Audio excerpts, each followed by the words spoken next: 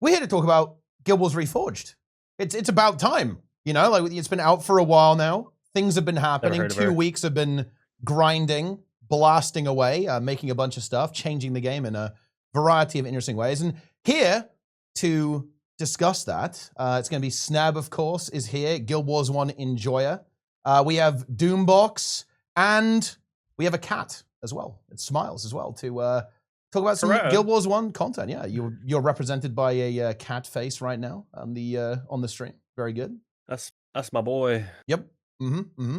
And yeah, very interesting times here. And I think the first thing that I kind of want to get into and want to talk about is how do we feel about the rate of change that's been happening with Guild Wars Reforged since it came out? Because I think this is one of the things that is really important and really surprised me, actually. Because, of course, you know, I'm going, oh, wow, this is cool. We're doing, you know, a little bit of a fresh coat of paint on Guild Wars 1. Love to see that. Game's kind of coming out in maintenance mode. It's a small team, couple of devs, you know, coming in from, you know, from back in the day, from the past, coming back to the game and figuring out how to operate the tools again. Great, lovely. And then all of a sudden, we've got new quests coming into the game. We've got new dungeon. We've got, you know, significant balance changes, right? That are doing all sorts of crazy stuff, right? Turning a Paragon into a machine gun, right? All this, you know, sort of crazy things going on right now. So, like, how do we feel about the amount of stuff that's been going on with Guild Wars 1? Just like the amount of content that 2 weeks has been providing and adding into the game. Dude, it's awesome. Like when they first announced Reforged, you know, well, actually rewinding even further back when they did the 20th anniversary and they just added, you know, some like the mini pet quests and some new skins, like that wasn't actually a whole lot on paper, but like tons of people came back for that. I reconnected with like old friends that I hadn't talked to in years, and then that alone by itself is cool. And then they announced Reforged, and again, on paper, like that really wasn't a lot. They changed a couple of things for the Steam Deck and like slapped some paint on the game, but that was enough. Like it turns out all they had to do was acknowledge that the game exists, and it kind of brought the player base back overnight. And that would have been cool by itself, but then they started adding all the new stuff, the dungeons, the, you know, the Iron Man modes, Melandrews and Dooms. We were doing that stuff just as like a challenge back in the day, and I have like an old video about it where I say, like, wouldn't it be cool if someday they made this official? They never will. They're never going to do it, but we can dream about it. And then, like, you know, fast forward a couple years, they actually put it in. Never thought I'd live in this timeline, but here we are. It's not even the golden age. It is the platinum age of Guild Wars 1. Ooh. We hitting diamond next week or what? Ecto the diamond age. Oh, Ecto. Ecto age. Yeah. The Ecto age. Very nice. Then the arm brace age after the that. Arm brace. Yeah. Skipping the obsidian stage. Got it. Yeah, we don't need that. We don't need this. We don't need that. That's nowhere near as cool, nowhere near as exciting as an Ecto. I felt that was always the most exciting drop in Guild Wars 1, right? Like Glob of Ectoplasm. That's the... Oh, I still get excited. That's the good shit when you see an Ecto drop. But yeah, I mean, what do you guys think? What do you think, Sneb, of the Guild Wars 1 revitalization, a game leaving maintenance mode? What are we thinking?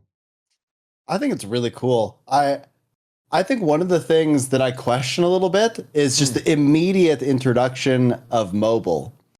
Because I think it's really good that we've had this update, but it almost feels like they're like, hey guys, we've decided that we want to do stuff for Guild Wars 1 again. Here's mobile. And it was just like instant. But I almost wish they had put more content and more updates before mobile to get people kind of more interested in the game again. I'm curious if mobile has been very successful or not. I've tried it, and I don't know. I think I'm just old school. I just like playing with the keyboard and mouse. But I think it's really neat that you can play on mobile. Yeah. But I'm wondering if it's really attracted like a lot of new players. I haven't really heard a lot about that. Like, you know, the guild that I'm in, we've got multiple new members that have joined over the past month that are like first time players, mobile only, or returning players that like didn't have a PC, and they're like, hey, I'm back in the game. I found it through mobile. Like a large percentage of new members joining my guild have been mobile only. Like it's kind of crazy. I don't do a ton of it myself, but like there's an audience out there that now they feel like they can finally play the game again because that's what they're more comfortable with. I would love to know numbers. I'm really curious about how many people have picked up the game who had never played it before specifically just because of mobile. I have no concept of how many of those kind of players are out there. I just don't rub shoulders with a lot of those people. So to me, it seems like, I wonder if really anything has changed. But from what you're saying, it sounds like there's a lot of people out there that are really into mobile. Yeah, I mean, old school RuneScape mobile is huge, and the people that are interested in that game, there's a lot of crossover because they're MMOs-ish from similar eras. So if you were like, a teen in the early 2000s, chances are you played one of the two games. And I know a lot of people that were into old school saw Guild Wars Mobile and were like, oh, it's another game from that time. I want to try that one. If not played it, you heard of it for sure. Yeah. Yeah, and to kind of follow up on that topic, actually, like if we had to kind of like guess, kind of eyeball it, like what's the percentage of kind of like players who have never played the game trying it for the first time versus the returning players? Like players are like, oh, wow, dude, Guild Wars 1, this game was sick. Like I'm back in the mix. Because I think that's the really interesting thing. Because I would say that something that's rather interesting about some classic MMOs, your classic WoWs, your RuneScapes, right? I don't think it's all old players coming back. There are actually a lot of people who haven't played those games before, right? Maybe they've played other MMOs perhaps, like, more modern MMOs like your Guild Wars 2s, like, obviously retail World of Warcraft and stuff like that. And then they get really hooked by this older experience and go like, wow, this is great. I've never played anything like this before. I'm going to go and play this as well. Like, what do we think about this? Like, how do we think Guild Wars 1 is doing with newer players in Reforged? So just a kind of like a small thing that I remember back in December when Reforged first released, the Twitch page for it was booming. There was on average 30 to 40 streams a day for weeks, and then, slowly trickled down. But I remember watching someone stream and they're running around pre-saving, they're doing their thing. And, new player in the title. I'm like, okay, let's check them out. And I'm just chatting with them, and they're like, "Yeah, I saw this brand new game on Steam. Thought I'd check it out." I'm like, "Oh, it's been out for 20 years, but okay." Yeah, I've met people like that too. There was new. tons of people that I saw constantly that was like received it as a brand new game. Yeah. But we're still having a blast and enjoying it. And then with that, a lot of them were like, "Wow, this game is really hard. It's you have to think. Like you can't just run around." Or it's like people liked that it's not hand holdy. Like Guild Wars doesn't hold your hand at all, and as you progress through it, it gets even further away. You just have to do things on your own.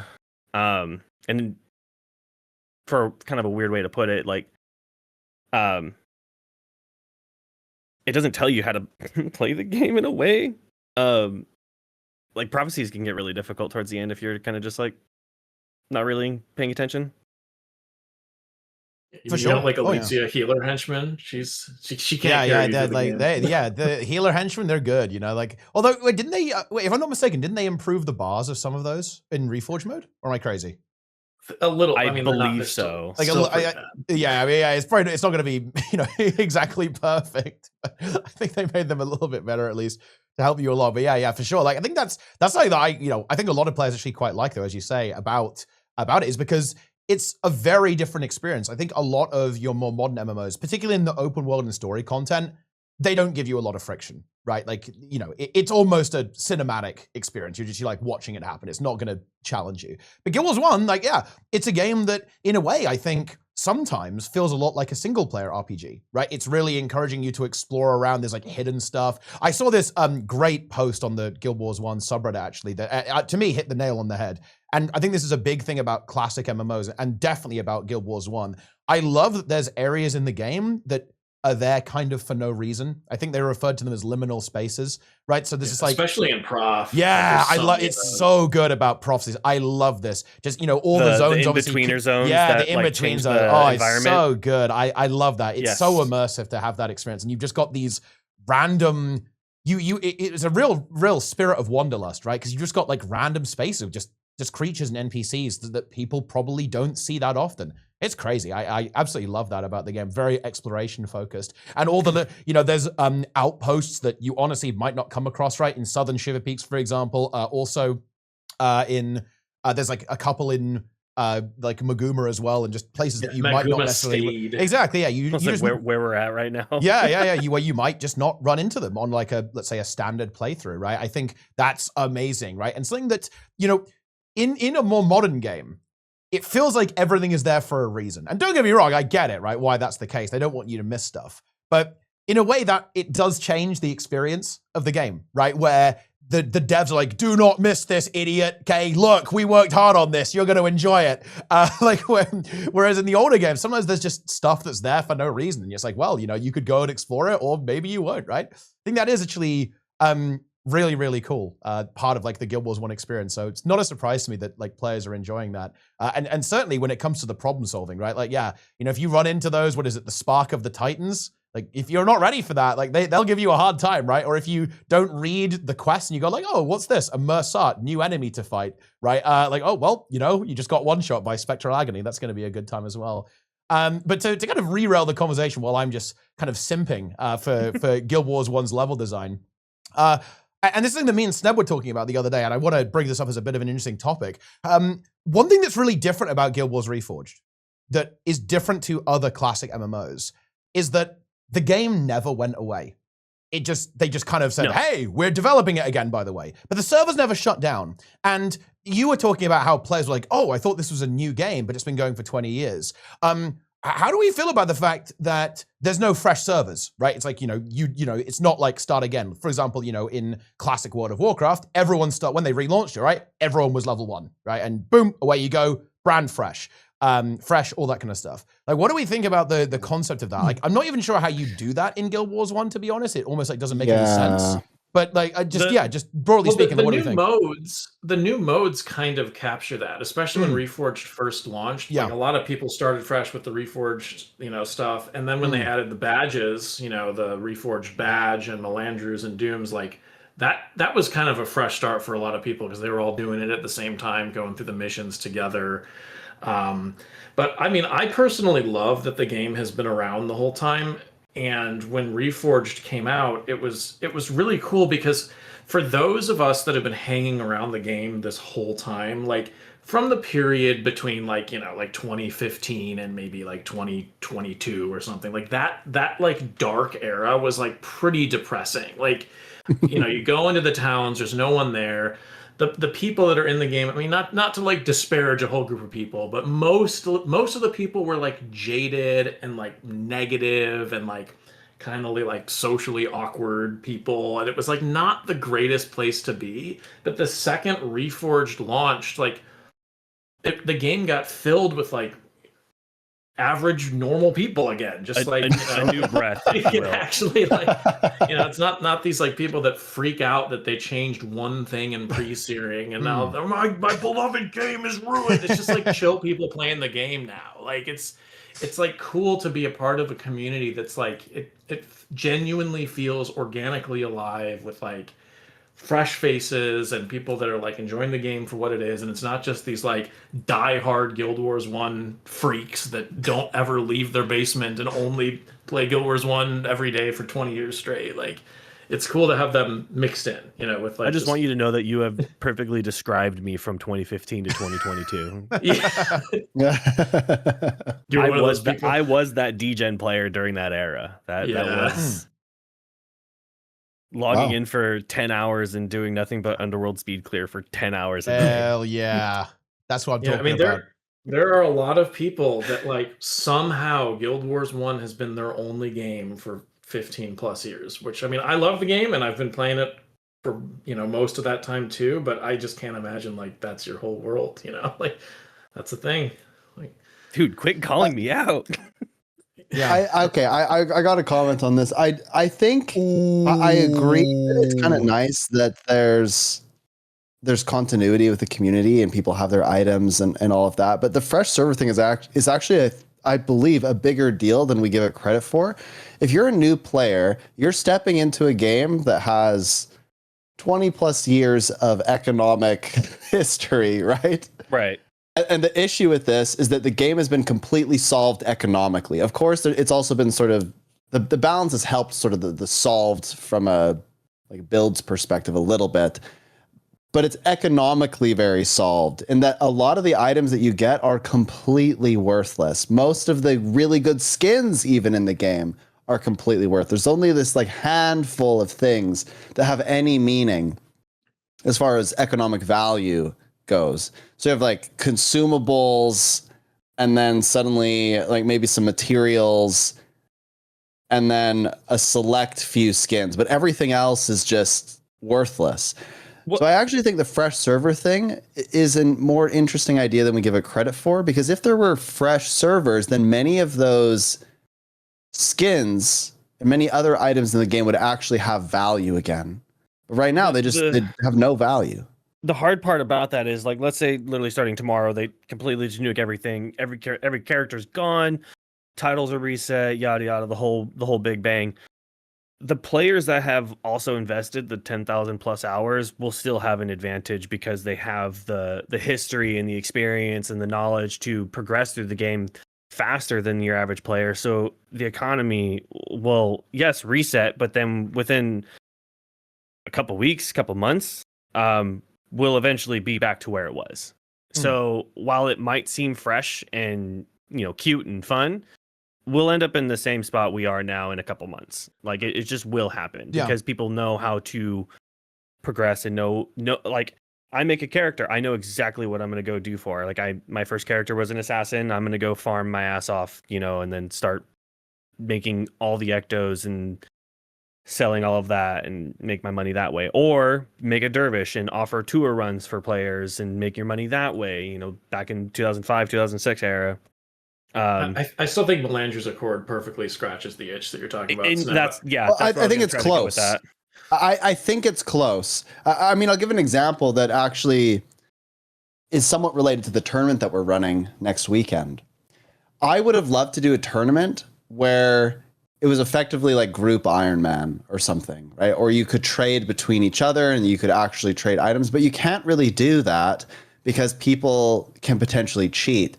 I think maybe there's just one game mode that's missing, and it's not necessarily like a group Ironman mode, but it's like a league, right? Where there's where it is like it's fresh, but it only goes for a certain period of time or something, and so you're trying to like if we race to the finish, right? So it's very much like a tip of the hat to speedrunners and stuff, because it's like who can get the first underworld clear, who can beat hard mode first. Like that would be really interesting to me. Of course, I think that would take a lot of infrastructure, because the only way that that's meaningful is if you actually had like some kind of leaderboard or something.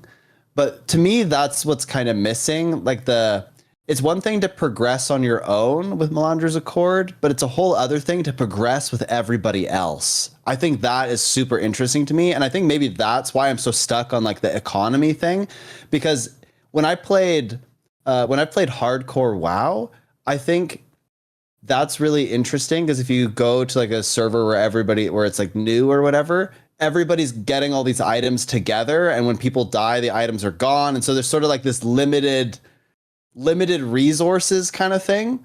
And in leagues, I think you'd have like a similar vibe, right? Where everyone's trying to get ahead, everyone's trying to be first, but you need to make calculated trades with each other, and like the resources are more meaningful. I think that would be really interesting if they had something like that. Yeah, I think what Sneb's trying to get at here is that it definitely feels a little bit different when you're playing with people who have infinite resources, right? Like, and I think that what's kind of been brought up here, and the chat's brought it up as well, I think they're right. It honestly, fresh in Guild Wars 1, it wouldn't really hit the same, I think, as in other games, because the speed of progression is just so fast, right? Like it's not like you go, okay, right, I'm going to sit down and level my character and it's going to take me like a week, right? That's just not a thing, right? Like in Guild Wars 1, like if you started fresh, right, you'd essentially have the most experienced players. They'd have their characters kitted out with basically everything they wanted, like within 24 hours, right? Like very, very quickly. So it wouldn't really be the same. I kind of feel like, Sneb, do you feel like they can solve this just by adding new content? Like, let's say, for example, that we are blessed and 2 weeks actually managed to create something like an expansion in some sense. Perhaps not quite as large as the current Guild Wars 1 expansions, but a big content drop. You have some more maps, you have a bunch of new skills added to the game, you have some end game content they end up adding, for example, perhaps some stuff related to PvP as well, like some new PvP, like maps or whatever that are thrown into the mix.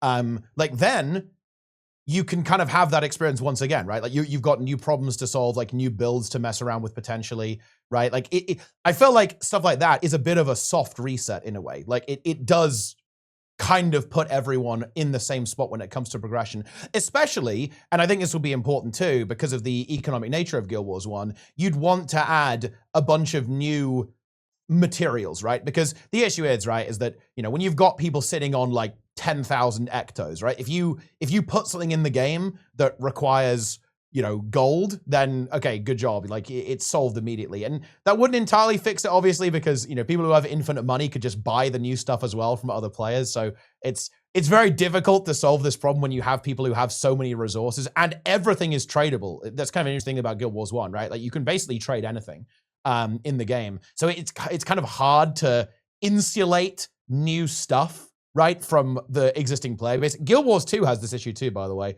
funnily enough, by the way. Like, it does. When like a new Big legendary weapon comes out in Guild Wars 2, I've got like 50k gold. Like I can get that immediately. Like the game can't prevent me. And in a way, it makes the reward hit a little bit. And I think this is kind of the core of what Sneb's getting at here.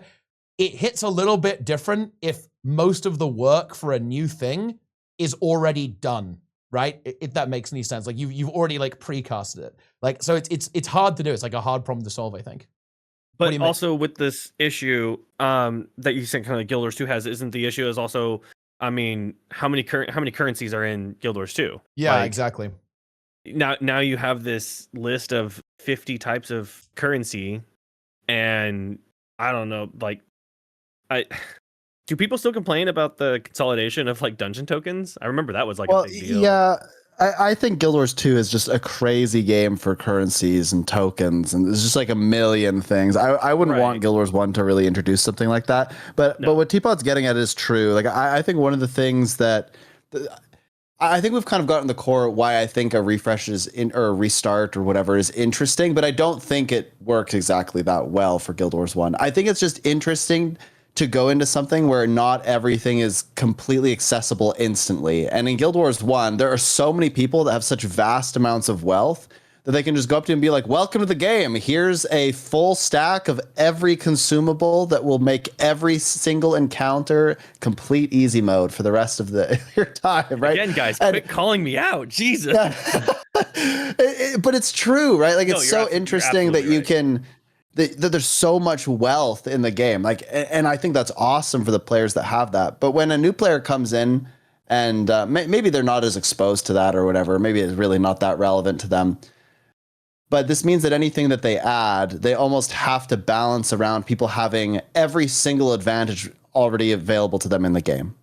So it is a bit weird, because then for the people that are playing like kind of solo on mobile or something, it's like less accessible to them. I think it's really difficult to balance around. This is what I'm saying. So maybe we just need like a full new expansion for Guild Wars 1 just to have that feeling of group progression again.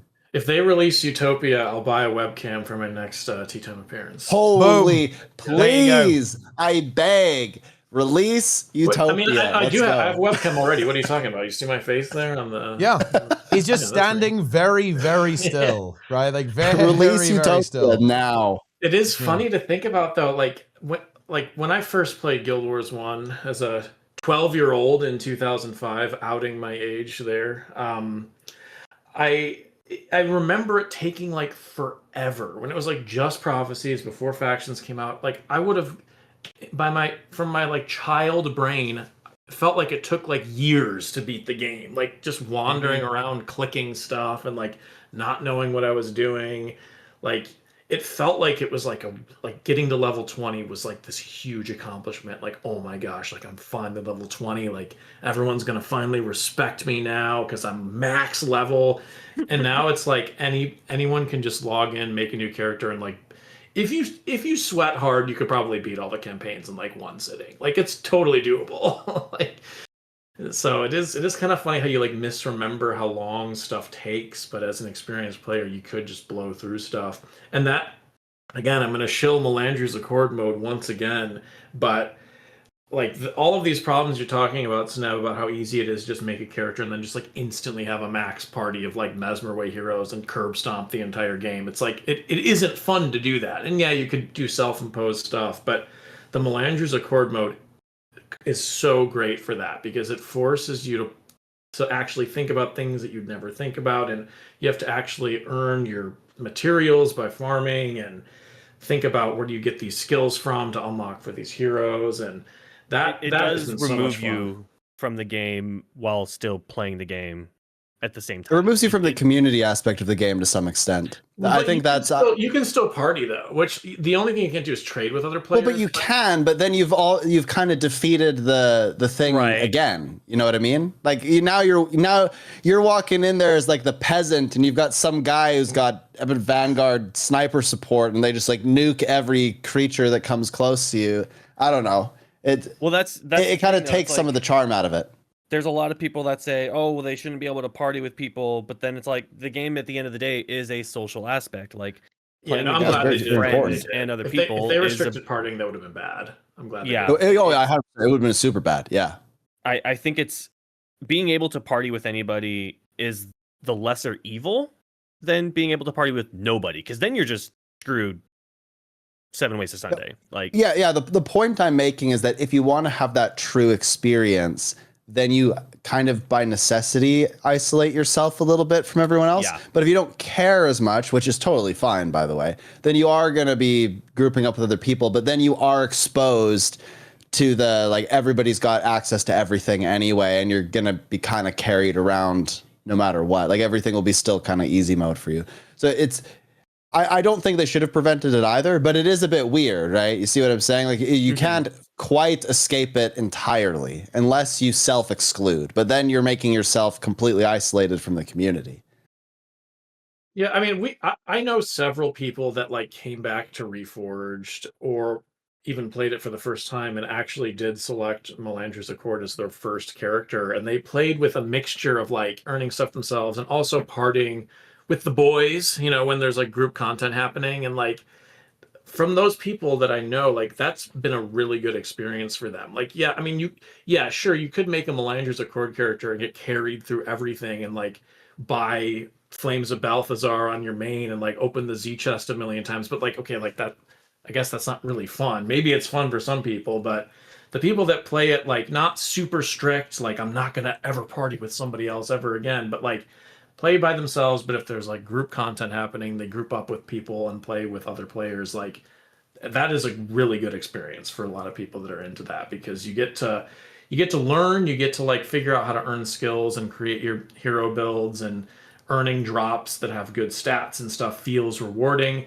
but you're not like playing completely solo, and you could still hang out with, you know, your guild or ally or whatever and do group content. So it's the best of both worlds, honestly. But it sounds like what you're saying, Sneb, is they just need to release an expansion, which I'm completely in favor That's of. kind of what I'm getting. Basically, that's what I'm feeling as well, because like that, I think what Sneb is definitely getting at is that he just wants a bit of a soft reset, right, on the game. And he would have liked that to kind of, to go back to the previous thing as well, he would have liked that alongside mobile. So that, you know, basically everyone would have experienced a bit of a soft reset with this kind of big relaunch in the game. Yes. Because I feel like there almost was like a little bit of a taste of that, right, with the new dungeon. It's like, oh wow, we've got to figure out how to do this dungeon. There's a hard mode variant as well, right? Obviously in post-searing, we've got to figure out how to do this, and like, you know, what the enemies do, like how to shut them down, how to counter them, all that kind of stuff. And, you know, obviously people learned how to speed run them and do them super efficiently. So we already had like almost a little taste of that in a way. But we just want something a bit, we'd love to see something even bigger, right? With like new rewards to go after that perhaps like are going to require like grinding the new content, like new skills and so on. And perhaps this is a good time to actually talk about skills, actually, because this is another really interesting thing, perhaps even a little bit unexpected on how far it's gone, is that there have been major changes, I would say, to a lot of skills, a lot, you know, to the balance of the game, right? Like in particular, of course, like recently there were quite a lot of targeted changes towards Mesmer, right? Because of course, pretty good class, as it turns out, in PvE, pretty good overall. Still and good. Yeah, it's still good as well, of course. But I guess like, and this is where, yeah, I'd really like to hear like, you know, Smiles' perspective on this, because obviously Smiles, speed clearer, fast gamer. Like, what do you make of the balance changes, and kind of walk us through a bit of the community response to that as well, because that's also something that I randomly joined a Discord call at some point. That was quite the experience, let me tell you that. So yeah, like, I remember the 35 people in a voice channel was hilarious. Yeah, no, I've always, you know, touted that, you know, Dervish is, well, aside from my personal favorite class in the game, undeniably broken. Like, it is absurd with what utility the Dervish has, all within one attribute line. You have a regen skill that can pretty much net you 25 regen, with 2-3 enchants. You have another enchant that also just now synergizes with the regen skill that gives you the strongest single instance block chance skill in the game at a capping of 93%. 91? Jeez. 91 or 93, but from a single skill, not a combination of skills. So like the fact that a single skill can get you 90% block chance is absurd, and it was permeable with very little effort. The other thing is melee class with 4 energy pips. That was kind of, you know, little mix on there. And then also on their chest plate, having plus 25 health on their chest piece, just because, why not? So you have pretty much like a free minor vigor rune just for being a dervish. 4 energy pips, melee class. Then you also have another skill, Veil of Thorns, that negates spell damage. So, and all of these are within the same attribute line as the strongest AoE spike in the game, Vow of Strength. So without even leaving a single attribute, you have the tankiest build with the strongest AoE spike in the game. Like, like I can't deny that, like, yeah, this is broken. Would I go as far as to say that the nerf to Mirage Cloak was justified? No. I think they hit it a little too hard, because I don't know. I still like being able to run around, but now the skill has just become useless. And that's something that I'm not really for. I'm okay with skills getting downtuned for a little bit, or by a little bit, but when you completely gut skills, I don't agree with that philosophy. Even if it is to make skills shine more, but I don't know, with some of the other stuff that's out there, it's like they were already being used, but now it's just kind of like, well, now the skill is just useless. And Mirage Cloak apparently has now hit that mark of it's now just useless. I think the block chance would be fine as long as we could still perma it. So it's kind of like if it was to get buffed, kind of meet it halfway in the mark. If it were, that's my wishful thinking. Mesmer, I don't know. I don't really have a whole lot of thoughts on Mesmer. I know Wastrel was. Wait, pause. You gotta help me here for the plebs. What? For the plebs. It's too technical. Sneb's brain is non-functional. I cannot. He can't handle it. I'm not following exactly. Put it in a pickleball analogy for him. Yeah, I'm gonna need some pickleball analogy. Wiffle ball. So what I'm hearing is that basically Dervish was really broken, and then they made it so that the skills were just totally useless. So is Dervish just in like an unusable state now, or what's the situation? One particular skill. One particular skill is now just ruined. And it was mostly problematic when it's in conjunction. I didn't actually talk about its insignia, Windwalker runes, which gave you plus 20 armor for having 4 enchants, which is insanely easy as a dervish.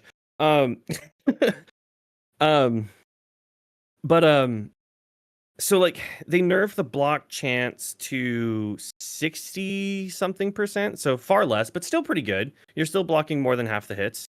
But the problem is that you can't perma it anymore. It's not a permanent upkeep. And I feel like that's the biggest, that was like the harder hit, right? It's basically useless now So for farming. let's kind of speak in a little more of a general sense. Kind of what I was asking you, and what I'm curious about is obviously like one thing I'm aware of is that these balance changes caused quite the stir in the speedrun community, right? Like they're obviously disruptive to the game, like changing potentially what skills you can use, what strategies are usable. And like, what's your perspective on that? Like, is that a good thing? Like, do you think it's good that they're trying to like? Do you think it's good that they're trying to switch up the game and try to make other abilities quite a bit stronger and kind of even making some current strategies significantly weaker? Like, well, what do you think about that happening and continuing to happen potentially? Disruptive to the game, but also in the most niche aspect possible, right? So you hit the top 1% of what people actually use the skill for. So from the general player's perspective, literally nothing just changed. Even from a Mesmer point of view, like those balance changes for a casual player literally means nothing.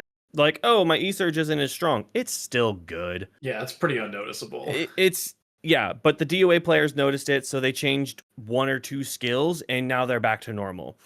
FOW players that did FOW have had to kind of reassess their tactics and kind of like reassign everything because, well, the Dervish was running rampant. But to the casual players, like these balance changes almost mean nothing. I mean, a lot of people get double dragon buff. Double dragon. Yay. Yeah, dragon. I mean, I've been enjoying double dragon. I've also have you? I have actually made a little spoiler, but I've actually been making an entire Ellie double cast comp. Yeah. I love the double cast skills. I think they're fun. I wish all of them got buffed, but Ray of Judgment also got buffed. And then when it was really funny when Double Dragon and Ray of Judgment got buffed, everybody said, "Have you tried Tanakai Temple? It's unplayable." Like, so that's the scary part is when you buff these skills is that you make these enemy monsters so powerful to where now if a player is unprepared or unknowing or whatnot, it becomes insanely difficult. But the trait, so this is the other thing is that when they also nerf skills and then they try to buff things, there wasn't anything that was buffed in comparison, right? So it's kind of like people would be okay with nerfed skills. Like if they wanted to, like, I'm just throwing this out there. If they just removed Shadow Form from the game tomorrow and they gave us no other alternative, there would be an upset. But if we removed Shadow Form and then they gave us something kind of similar, like brought back Mist Form or something else, made Spellbreaker a little bit better, made Vow of Silence a little bit better, maybe. You know, it's like, I don't think there would be so much of an uproar because it's fine. I would say it's fine if you want to nerf things, but if we get something back in return and maybe just kind of shake up the meta where it's like, hey, Mesmers are dealing too much damage. Okay, well, that's fine, but your Elementalists are still getting out DPS by them, and Elementalists, in my opinion, should be the quote-unquote AoE, nuke cannon, glass cannon, whatever you want to call them, and that they're still getting out DPS'd by Mesmer. Yeah. So it's kind of like... To kind of potentially kind of confirm what we're getting at here.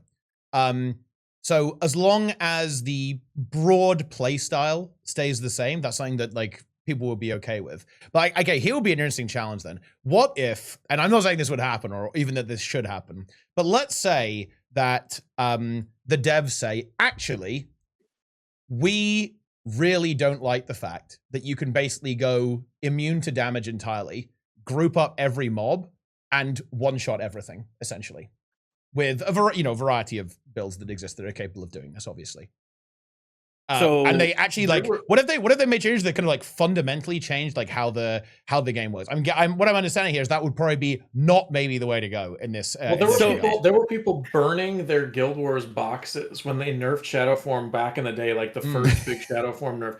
Like there are videos, you could probably still find them on YouTube. This would have been like what, 2009 maybe. People were lighting their boxes on fire, their Guild Wars game boxes, and like flipping them off like that.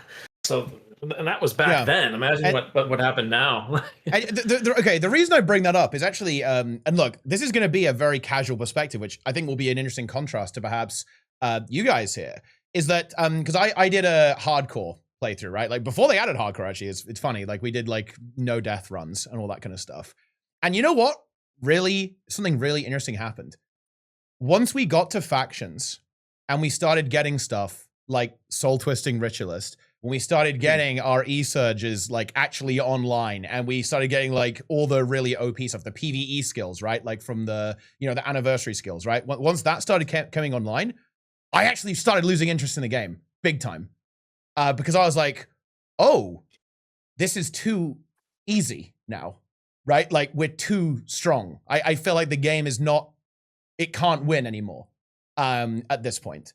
And I think that was like a really interesting experience, because I actually loved prophecies, right? Because we only had prophecy skills, right? So we didn't have as much OP stuff. Don't get me wrong, we were obviously still good. You still have to think. Yeah, like we'd all sorts of like fun adventures, like we did rot scale, right, and stuff like that, and it was really fun. It was crazy. It was like, oh, we really have to think about what abilities we have, and these mobs are super dangerous.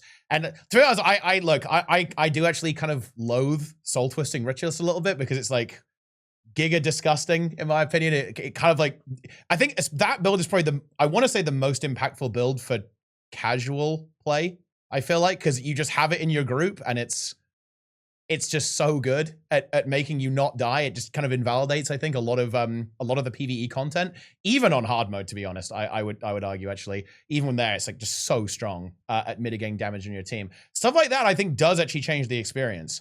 And I think from a casual player perspective. So the reason why I asked, like, do we think it's like a good idea to make potentially even some significant fundamental changes to the game in that regard would be like, there are some things that I think kind of do too much player power can actually be a bad thing. And I think player power in Guild Wars 1 is like very high. So you mentioned, like, is it a bad thing that like someone runs up, grabs a bunch of mobs and pulls them around a corner and stacks them up and then spike it, right? Yeah. That is actually mentioned in the wiki as tactics. Like they actually advocate you to do this. So that idea of a playstyle is actually promoted by game design. It's in there on purpose. And actually, I mean, little insider, if you will, I pretty much got told that we are using Shadow Form as intended. It is designed to be used to run around, grab things, and sneak around the monster and go do your thing. Right? You're not like. I think actually, if you wanted to take a step further, I don't think Shadow Form should allow you to aggro, if that's the case, thematically. They just don't see you. I think that could be a unique design, but then that kind of removes the whole thing. Yeah. But basically, it's kind of like, it is that, theme of knowing to tank, using your skills to your advantage, and going, I'm not designed to do damage, but the three people around that corner they're going to do all the damage. And then they have, the one or two healers to kind of keep them alive and this and that. So I think that kind of goes to the MMO Trinity aspect of it. Is like, you have your tank, you have your DPS, and you have your healers. And I think that's okay. Yeah.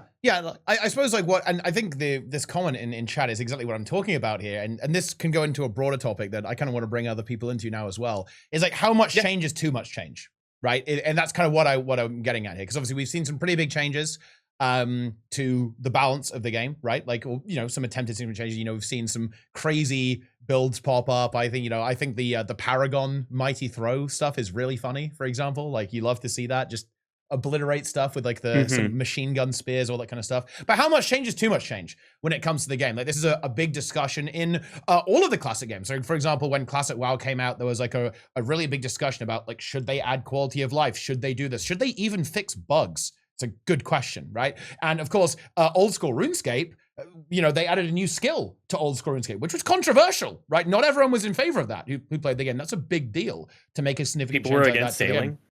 It was controversial. People were very against sailing. I'm a sailing player. I did not know about that, actually. Yeah, it was a controversial decision. Yeah. Multiple polls failed for new skills for years, and they finally got that one in. Yeah. I'm glad. I love stuff like that. But this isn't the RuneScape podcast. I mean, this is sort of a general comment, but in the case of RuneScape, it's interesting because they pull every change. Well, most changes. For a long time they did. And they actually came out semi-recently, within the last year, 2 years maybe, and they said, look, there are some things that we're just not going to pull. Yeah, We're just going to do integrity it. changes, they call them. Yeah. And I think this is interesting because there are some changes where I think the devs need to just cook and that the players don't necessarily know the best every single time. And I think in the case of a skill for old school RuneScape, just the notion of adding a skill, I think so many people were opposed to it for nostalgia reasons that it really hindered the growth of the game. Yeah, and I think it's actually okay to have something pretty big like that implemented and then say, look, we're going to do this. Now we want your feedback. What kind of skill? What should it feature? How should it affect the economy? Right now you get into the player discussions, but just letting people decide whether to add something or not add something, I think really hurts things. And so this goes back to the how much change is too much change. I think if you left it up to Guild Wars players, a lot of people would be like, don't touch it. It's so perfect, right? That Leave would it be the alone. general census, yeah. Yeah, it's so weird to me that that there were so many people opposed to certain things being added, like especially the pre-searing stuff. Like for those of us that have been playing this game forever, like we have had nothing. Like it's been the same thing this whole time, and like finally the dream has come true. I mean, every time I post Guild Wars 1 videos, you always get people coming in saying like, wouldn't it be cool if they like updated the game again? Like, what if they brought stuff back? Like, it was always this like pipe dream that we never thought would happen, and like it's actually here. They're actually adding stuff, and somehow there are people that don't like it. That is so bizarre to me. Like your 20-year-old like RMT'd perfect pre-searing weapon is now invalid because there's a dungeon that is new content, like, and you're upset about that. Like, that's so weird to me. Like, obviously I don't think they should change like what makes Guild Wars, but like I love new stuff and will gladly take it. And I mean, I'm probably more optimistic than the average, than some of the speed clear people or whatever, because I'm generally pretty casual when it comes to Guild Wars 1, but it's like I'm not going to say no to new stuff because like I have been hoping for this for like quite literally decades at this point, and it's finally here. Like let them cook. That's what I say. I mean, I'm all for it. Yeah, like I'd be curious because I think I kind of get the general vibe from all of us here, but I would be 100% on board for a brand new campaign, new map, new missions, new hard mode, new dungeons, adding to the story. Like I would 100% be in for a massive radical change to the game. And as a bonus, you would get bonus content to see all the like people crashing out on the 2-week server complaining about it. Like that there would be would be entertainment. Yeah. I would even be down for 2 new professions, right? Yep. They could add 2 new professions just as they did with Factions Nightfall. Add 2 new I'd be totally in for massive radical changes. If only because I think taking risks like that is important for the longevity of the game. If you think about this from a new player perspective, somebody's just joining on mobile, if the game's never going to get any updates, if it's never going to have big shifts or anything, then what's keeping you going after you kind of beat the campaigns, right? I think you got to have something bigger, right? Yeah, you got to have growth, right? You need the growth to keep people engaged. I think it's funny you mentioned that because from a new player's perspective, I think about it when I play other games where it's like, you play something and it's like, oh, it hasn't got an update in a while. I'm not going to play it. But there's like, to the people that probably have like 10,000 hours, and it's like, there's so much content to be had where it's like, we can tell the new player, there's so much content to be had. It's like Guam title, doing hard mode, Domain of Anguish or something. It's like, there's these small milestones that are just like for personal achievements where it's like, you can go towards that, or you could, wait till they come out with something. And it's like, but if there isn't anything to come out, it's like, well, then there's not really a reason, and unless I get a hair in my ass to go do those small niche things that are just, at the end of the day, personal achievements, so it's like, unless there's new content, there's really no reason for them to log back in. It was super. Yes, it's very psychological. Well, what you'd see is like, I have a guild going, and we had a lot of people join when Reforged first dropped.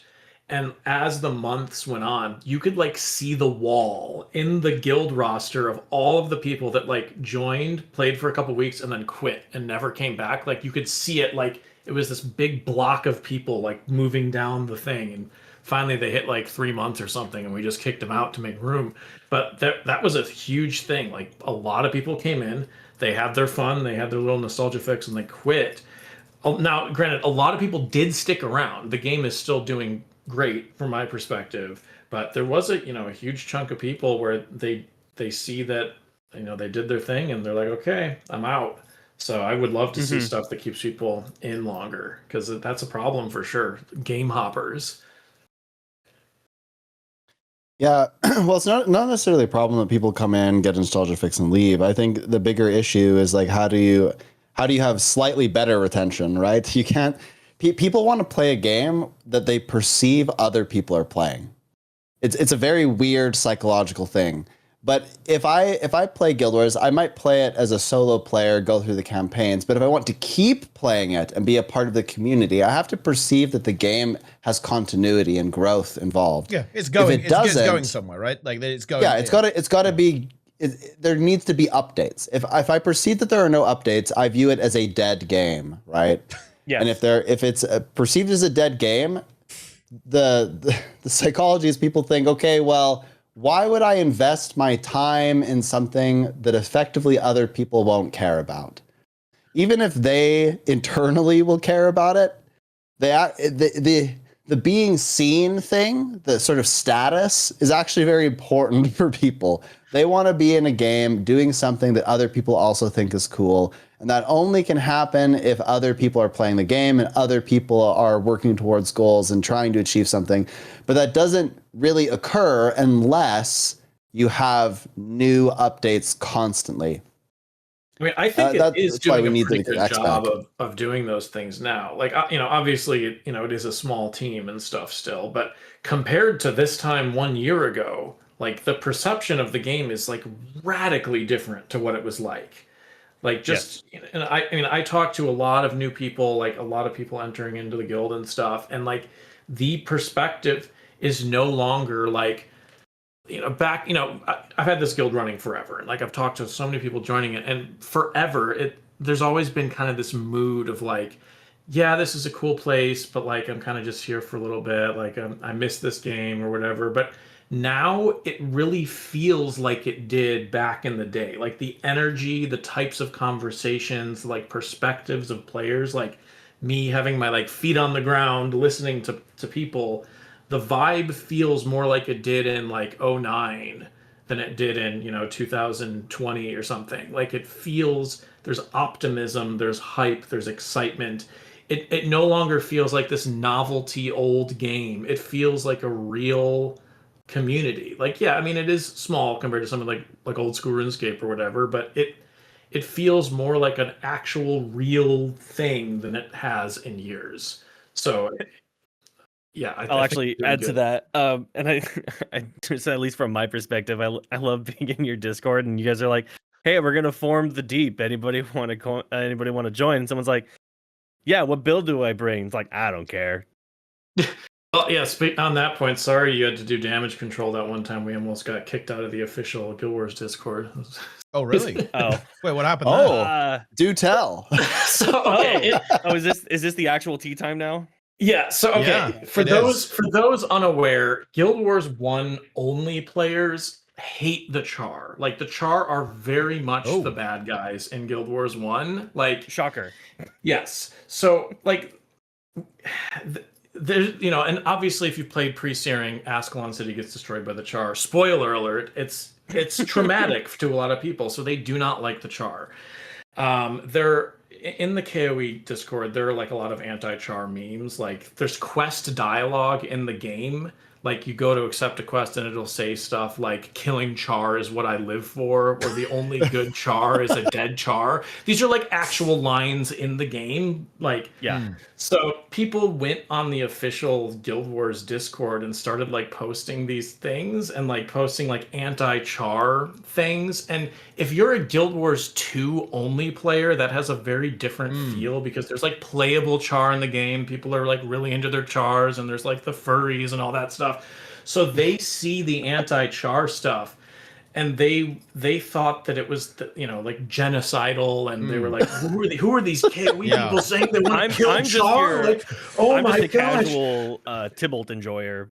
So Yeah, so it was like a bad mixing of like two groups, and they all, of course, these people left their like KOE guild tag when they went into the Discord, and it reflected badly. And apparently I was like out for dinner or something, and I had like two ArenaNet people add me on Discord, like telling me to like have them stop, and then and then they were talking to Smiles because he's in the KOE Discord too, and like apparently like I don't we know got how in they trouble. translated that to me. I'm like, I'm just here because I don't know either. Like, you're not even in the guild.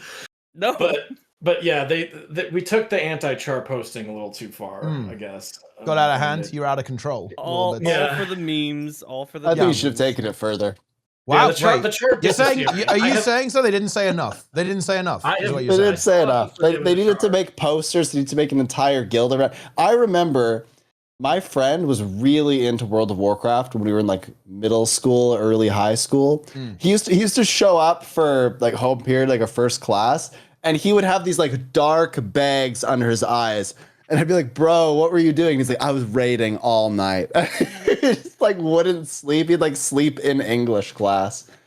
Anyway, he was in a guild called Comrades Against Gnomes. This is like a huge throwback, but they were Horde and they were anti-gnome. So they would like hunt the gnomes. It was like a big deal. They were, and like in their targeted guild chat, PvP. it was all anti-gnome rhetoric. Like that was the entire guild. Their entire clan was just anti-gnome stuff. Yeah, we have a lot of anti-Char stuff. I mean, it is mostly a joke, but you know, there are people that are genuinely traumatized by the searing. 12-year-old kid, you fall in love with this beautiful area in the game. Oh, look at these flowers. There's little kids skipping around, and Prince Rurik, and then these Char come and like nuke the place. Like, no wonder there's people are still mad. Like, it was a big deal back then, and still haven't forgiven them. They did the searing. Yeah. I know that they're good guys in Guild Wars 2, but if you're Some of only them. playing Guild Wars 1, yeah, then it's What but are it is those? mostly- What do those mostly- people think about the Pyre Fearshot arc then in Eye of the North? What do they make of that? They Because like he's they don't like it. I mean we turned a blind eye. yeah. Who's going to 'cause- bring a ranger hero anyway? So it doesn't even matter. Yeah, he stays in the lobby. Yeah. But Yeah, it's the kinda- other interesting group is the people that say they played Guild Wars for like 2 minutes and quit because there's no jumping. I have like a huge collection of screenshots of either like comments from my videos or like people in game or whatever. There's a huge percentage of people who are like, yeah, I can't play Guild Wars because there's no jumping. Like, I just don't understand that. That's the weirdest thing to be like, yeah, it's a Oh, the cool jumpers. game, but you can't jump, so I quit. Like, what? Like, I've never once thought like, man, you know what this game needs? Jumping. Like, so that's a thing too. I think that's apparently. actually kind of what I'm in a way I'm talking about though. Like because there's I've seen some really interesting suggestions. Going back Like- to what's too much change. Yeah, too much change. Yeah. Like so like this. Like what if they did add that? Like and maybe it's only basically cosmetic, right? So you can like jump but you can't like jump off a cliff, right? Or like jump up a hill or anything like that. They just add that to the Jump. game. Right. Yeah, but I mean, like, an actual spacebar jump, right? Like to the game. Like, what if they add something like that? Like, what would people make of that? Another really interesting suggestion. I'd love to hear what you guys think about this one. Is I've seen this one float around a couple of times actually. Is the idea of adding an auction house, right, to the game, right? So in other words, as opposed to going up to a player and trading with them, you instead you can basically use some kind of system. Where you can like list an item or perhaps even offer to buy an item, right? And then someone can like sell it to you through an automated system, right? And that to me is that example in particular is very interesting to me because that is like something that I obviously remember, like especially when I was playing the game as a kid, right? It's like, yeah, that's how you traded, is by like spamming in map chat or like looking for someone. Now, of course, there's some more context to that, like with with the more modern kind of Guild Wars 1 experience, but like that's kind of the kind of thing I'm getting at here, right? Like if we add something like that, if we add that type of quality of life, if we add some kind of jump functionality, like how does that play out, right? Like and where does it end? Okay, will we just end? Will Guild Wars 1 just become Guild Wars 2? Will it just be the same game? Okay, they add playable 10 char. years time, It's they over. add playable char. Okay, you can play as an Azura. Okay, it's literally because like, but yeah, seriously, like go speak. I mean, sorry, go ahead. You can go ahead, Smiles. I have thoughts on the auction house thing. I'll let you go first. Okay, then I'll touch on the auction house as well. Teapot, are you against it? Don't want it? Want it? You mean like the auction house thing? Yeah. I honestly, I don't know. Do you like trading? I do, hand yeah. to hand? I do like it. So, yeah, I kind of so like. when's the last time you traded in Commodon? Well, I mean, it's definitely been a while, to be honest. But that's because, to be fair, I haven't really been playing advocate for one. Yeah. Oh yeah. Sorry. Go ahead. I was gonna say, I'm like, I think you would definitely advocate for one if you've traded in Commodon recently, because it's either you agree to the scammer price or you argue and get called a slur and then blocked. Wait, what? Yeah. Yeah, I don't remember that. I have to say, I don't remember that. Like that. Yeah. So, in the weirdest way, try to deal with as little as community as possible. Sell my item, and then be on my way. I just like vendor rare materials sometimes. I don't feel like going to Commodon. Like that's so wait. But to be clear, like this sounds a little. Like, am I crazy? The way you're describing it sounds like perhaps a moderation issue more than anything else. No. Well, I mean, yeah. Probably, yeah, definitely. Because what's the issue with the scamming as well? Are people like rigging the prices? Like, what's the situation? What's going on here? Well, I mean, so let's say something on normal sells for 20 ecto. I'm just gonna throw a number out there. Okay. Someone's like, oh, well, I got it for 40. Well, I don't want to pay for 40. I'll pay 20 because that's usually a sell price. Well, no, I'm gonna call you a slur, and then I'm gonna block you, and then call you a scammer because you're trying to undercut me. In the process, is that people are trying to then drive the price up to make it more, to get more out of it, and then they tell their buddies, and then so the cycle goes, and then because the only rule break they technically did was call you a slur, they get a 3-day ban, and then they're back. Yeah, I mean, it's not bad for like standard items like Ecto and cons and stuff. But if you have like a rare drop or like some Q8 or any of like those things, that's where it gets spicy. Yeah. The more expensive the item, the more harder it is to buy it, sell it, yada yada. I mean, I think a good middle ground would be adding vendors for like a few more things. I think it was Nike had a video talking about like a weapon mod vendor. Like honestly, I'd be cool with that because like trying to buy a mod is like the worst thing in the universe. Like, oh, I need this one specific dagger mod, and you have to sit in Commodon, like wasting your life.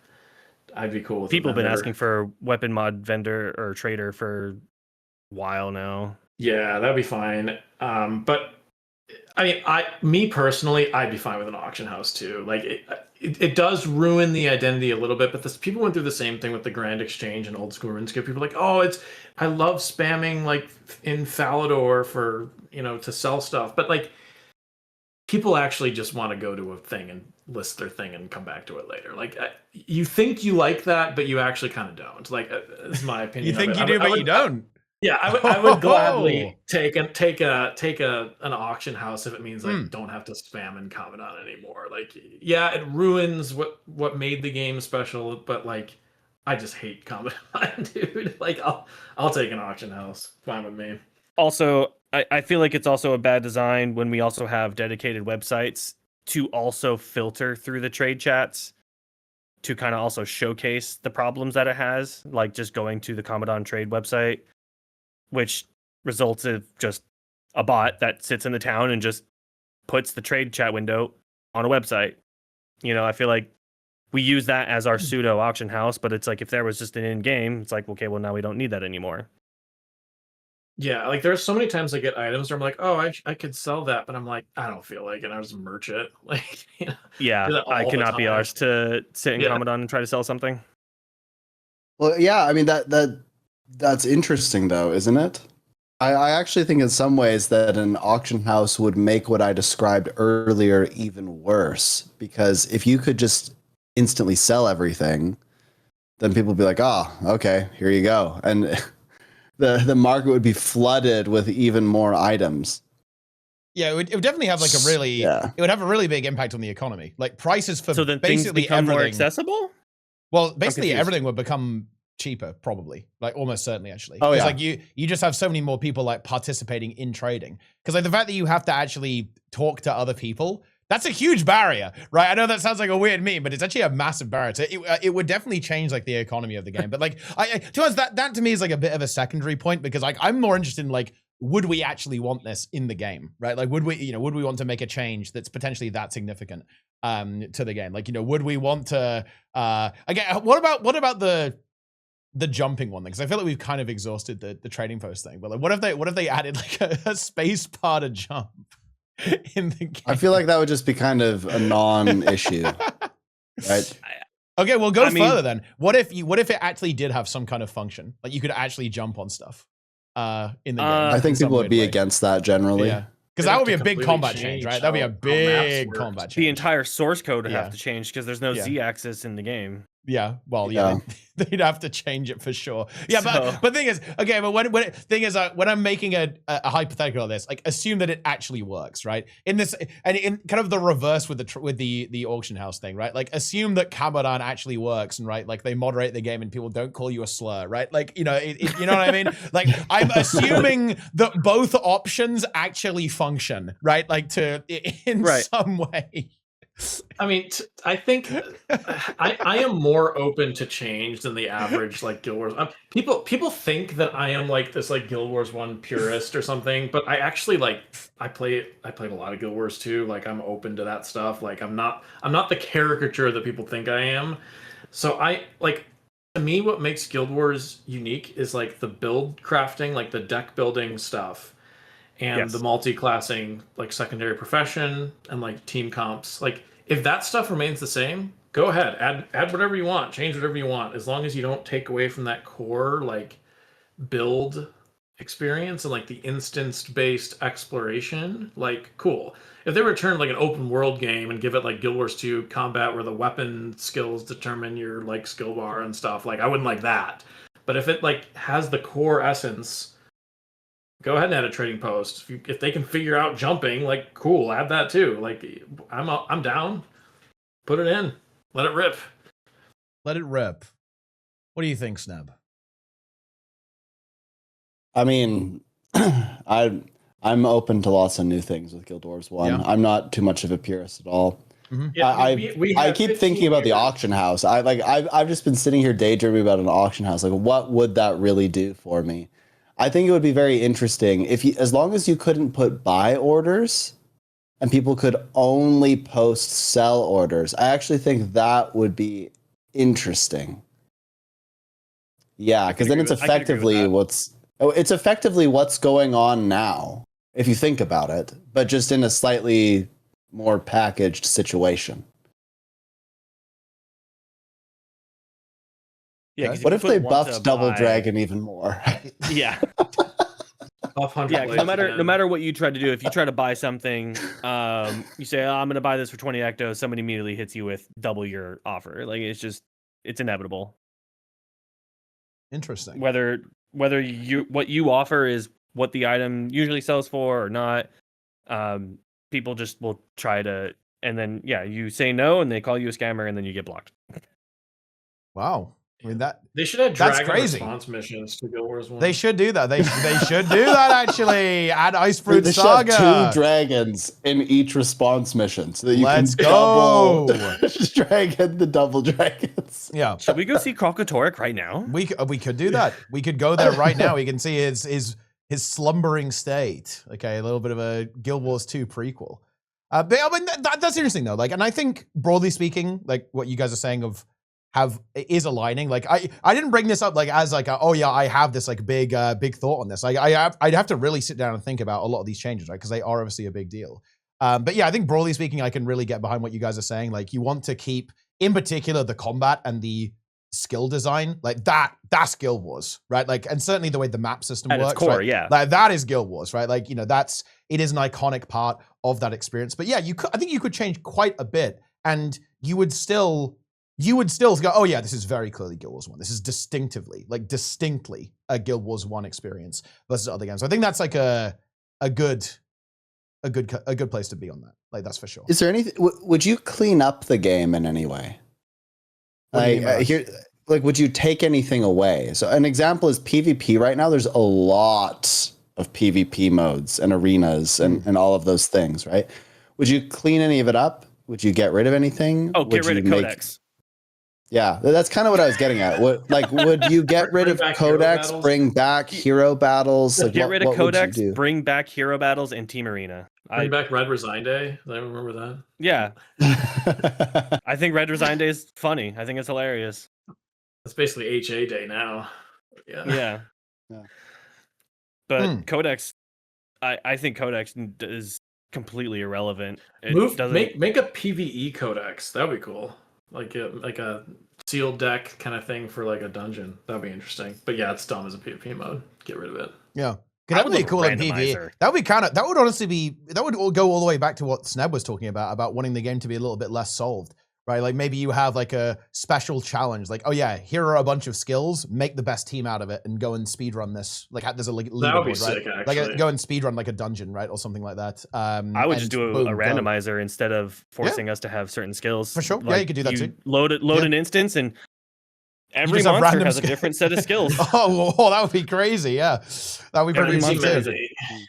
And I kind of want to talk about endgame. We can kind of continue talking about this, but I wanted to bring up like the endgame topic in particular because like Guild Wars 1, of course, is a very mature game, right? Like, players know the strategies, the metacomps. The right? players themselves aren't mature, to be clear. Yeah.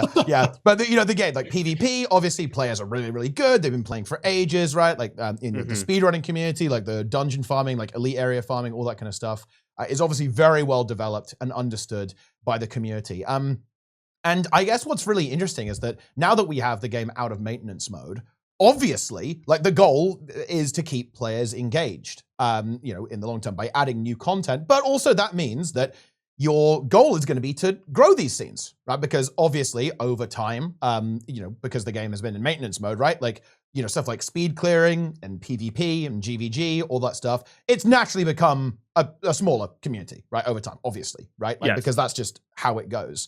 Have you noticed like new players potentially showing up in these scenes, like getting into like some speed clearing content, perhaps like new players showing up in the PvP scene, like, for example, like, and also like if that's not the case, or if, like, what do you think 2 weeks or obviously ArenaNet should actually do to potentially like revitalize those scenes? Because that, in my opinion, that is important. If you want to have an MMO project, you need to have a healthy scene, right? In these areas of the game, in the end game, like the repeatable farm, like more hardcore parts of the game. It's like, what's the status on that right now? And what do you think that 2 weeks should do about this? Or just do it? What should they do about this? Yeah, you got what I mean, right? At least as far as adding to content, I mean, I also view it as just changing the current content, kind of like, changing how we play the game. I think is also fine, instead of also adding new stuff. I feel like it kind of does the same thing, but also new players into endgame. We've definitely been seeing a surge of new players, much like with Doombox saying he's got, new players to his guild and whatnot. We see that trickle effect of people playing the game for the first time, getting hooked and learning, oh, there is speedrunning community. There are people that want to also skip all of the content and just get straight to the reward. It's like, it is such a foreign concept, I feel like, in most games, but because of how Guild Wars does it, I feel like it actually feels intentional. I don't know how to describe it, but like the way, if it's because of the instance mapping and whatnot, it's like you get locked into your own specific zone and able to pretty much do whatever you want. But yeah, we've been definitely seeing a huge surge in new players wanting to learn speed clears and whatnot, at least from the PvE side of things. Can't really say for PvP, but definitely on the PvE side, yeah. Yeah, Okay. I mean it's cool to see for sure, and PvP is pretty small. I mean, like a lot of it is like half against bots anyway. Like you go to HA or JQ, like you're gonna have like half bots in your team, which like yeah, botting's bad, but like it is kind of nice that these game modes are sort of still playable in a weird sense. So it would be interesting if they were to add some sort of like official, like, you know, if you try to queue for something and you don't have a full team, it just pops in like henchmen or something. Like officially, that would be interesting. But yeah, I mean, I have seen new people getting into all types of content. You know, like you mentioned, Smiles, we're not exactly a hardcore speed clear guild, but we do all kinds of endgame content, and new people are joining in these events all the time. We got people teaching, like, here's how you do ergas, and here's how you do this. And well, you guys also cool to do see. HA, and yeah, is it filled with bots? Yes, but also has the community been able to make builds to then farm the bots? Yes. Yeah. Like it that is that double-edged sword where it's like the content's accessible. You're not directly PvPing, but it's doable. But it's fun. Yeah, you get to laugh all the you way to run Tolkano. 7 Ellie nukers and you just blow everything up. It's great. Okay. Yeah, I mean, that sounds really positive, to be honest. I mean, well, less so the bots, right? But yeah, I actually really like the idea of adding that, because like at the end of the day, I'm actually inclined to agree with you. Like, funny enough, there was kind of a similar thing that in Guild Wars 2. Like, Guild Wars 2 PvP used to be pretty infested with bots, I'll be honest, right? There was actually a bit of an issue. And they actually got rid of them. Like, seriously, they managed to get rid of most of them. And you know what happened? All it mostly did was made match quality lower. Right, so now you just had more and more players of like different skill being thrown together, as opposed to playing against bots that were about the same skill level as them. It's like, you know, was that even a positive thing? It's a good question. Like, I don't know. Like, obviously it's a bad look, right? So I think in general, like, yeah, you probably shouldn't allow bots, right? But you know what I mean? Like, it actually had some negative consequences too. And obviously in Guild Wars 1, yeah, like, is it better to, you know, get a decent queue time, right, and actually get into a game versus like, you know, waiting forever, right? But you know, you can play, you know, I mean, if you get a game and play against bots, you can actually do something, right? Yeah. Yeah, JQ is actually kind of fun if you get like, you know, 2 real people on each team, and then there's like bots and the rest of the slots. Like it can be competitive. Like you're trying to like manipulate the other team's bots, and you got to keep yours on your point and stuff. It gets fun. Like it would be unplayable without them. Like you know, there's these PvP discords that like organize specific things, like, okay, today is Alliance Battle Day, today is Fort Aspenwood Day, and you can get like full real teams, but you have to kind of be in the know of who's running what on what day. Yeah. But because Sunday of these things, yeah, you get to cap, like, you know, you get to queue JQ whenever you want and just get a game any time of day. Like, yeah, it's a bad look with the bots, but I mean, it makes the game mode playable. So yeah, that's why they should make it official in some way, maybe. I don't know. Yeah. I definitely wouldn't hate that at all. It wouldn't be a bad idea. And yeah, as you say, they have the framework, right? There's already PvP modes that are PvE, right? Like you can fight, like the Zaishin stuff, right? Where you can fight against, like, you know, teams of NPCs basically, but with a team of players on your side, right? Like, and obviously, bring back Guild Wars 2, Guild Wars 1 PvE already has a bit of a PvP texture to it anyway, right? Like because of the way that you're fighting enemies that have skill bars, right? The same as you. So like, I think they could definitely do something like that for sure, right? You know what I mean? But yeah. Yeah, I mean, there's already like henchmen in HA and GVG. They were part of the player design, like design a henchman build contest. So like you can already put bots in your party for some PvP modes technically. Yeah. I've got an interesting topic to bring up, like regarding like new PvE content. So let's say they add like a new elite area, right? Like a new elite area is being added to the game, like new dungeon, something like that. Like, would we like, how would we like the design of that to go? Because I feel like with the new dungeon that came out, the pre-stinger and post-stinger, it was, you know, it was kind of broadly in line with what's already in the game, right? Would we like to see evolution on encounter design and kind of, you know, PvE design within Guild Wars 1? Like potentially, I would love to see new mechanics. Yeah. Okay. Yeah. Well, there you go. That's the answer. Because like the thing that I was talking about, and I imagine this is actually, I don't know if this is a hot take or not, but I've always felt that boss fights in Guild Wars 1 are a bit lame. to be completely honest with you. Like, you know, they're never the most exciting part of it. I feel like the best example of this is the Underworld, right? Like the Underworld, you do all this crazy stuff. Like, you know, you manage to survive all these, like, you know, pretty challenging, really scary trash mobs. Then you fight Doom. And it's like, oh, okay. Okay, well, hold on. Are you talking about like speed clear Doom or like casual Doom? Because these are two totally different boss fights. I would say both, actually. I'd say both. Okay. Yeah. I mean, casual Doom, it can be a little. I mean, I've been a part of a few casual Doom encounters, and yeah, we've wiped. It happens. Mostly because people don't pay attention. But that's just all it is. I feel like the other kind of hard thing about it, and I'll try to compare it to maybe raiding. I think raids are at least you have that checkpoint, right? You can go back into it. With the Doom encounter in Guild Wars 1, if you fail, like you have to start all over again. And sometimes that's an hour and a half, 2 hour endeavor that sometimes people can't dedicate again. But as far as everything else in the game, it's kill boss, get key, unlock door, go get loot. I would love to see more mechanic designs, and actually with the new dungeon that we got in post hearing, the actual quest to unlock the dungeon, in my opinion, was more fun than the dungeon itself. Like having to go and capture those areas and then basically keep the mobs outside of those little areas to capture those points, and then do all of that to unlock the dungeon was more fun than the dungeon itself. Okay. I have a hot take. Oh, yeah? Ooh. Yeah. I think this would never happen, but I think it'd be super interesting if they added another layer of difficulty. Like we have normal mode, hard mode, add a third one. Make it like really, really difficult. I mean, I've actually talked about that before. I think that would be, give us EMs. Would be interesting. Yeah, like super hard mode. Yeah, like legendary mode. You you click it, you go in, and there's like maybe 50% more enemies. So every time you pull, it's harder, right?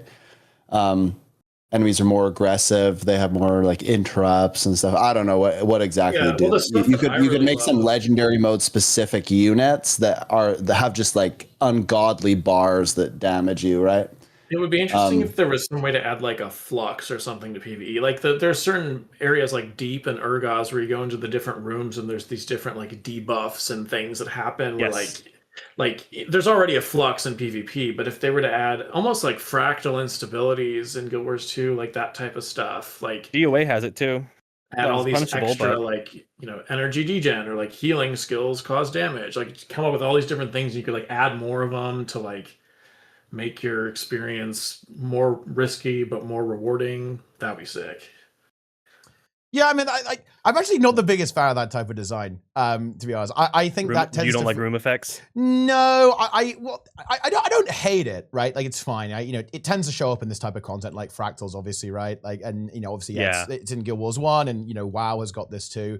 Like it. I'm not the hugest fan of it. It tends to feel a little bit artificial with the difficulty sometimes. I kind of like it to be more of a mechanical approach, but I understand that like it is, you know, it's kind of like par for the course with this kind of thing. So I'm not like super against it or anything. I guess what I'd be interested to see is like, you know, obviously the obvious contrast here would be Guild Wars 2.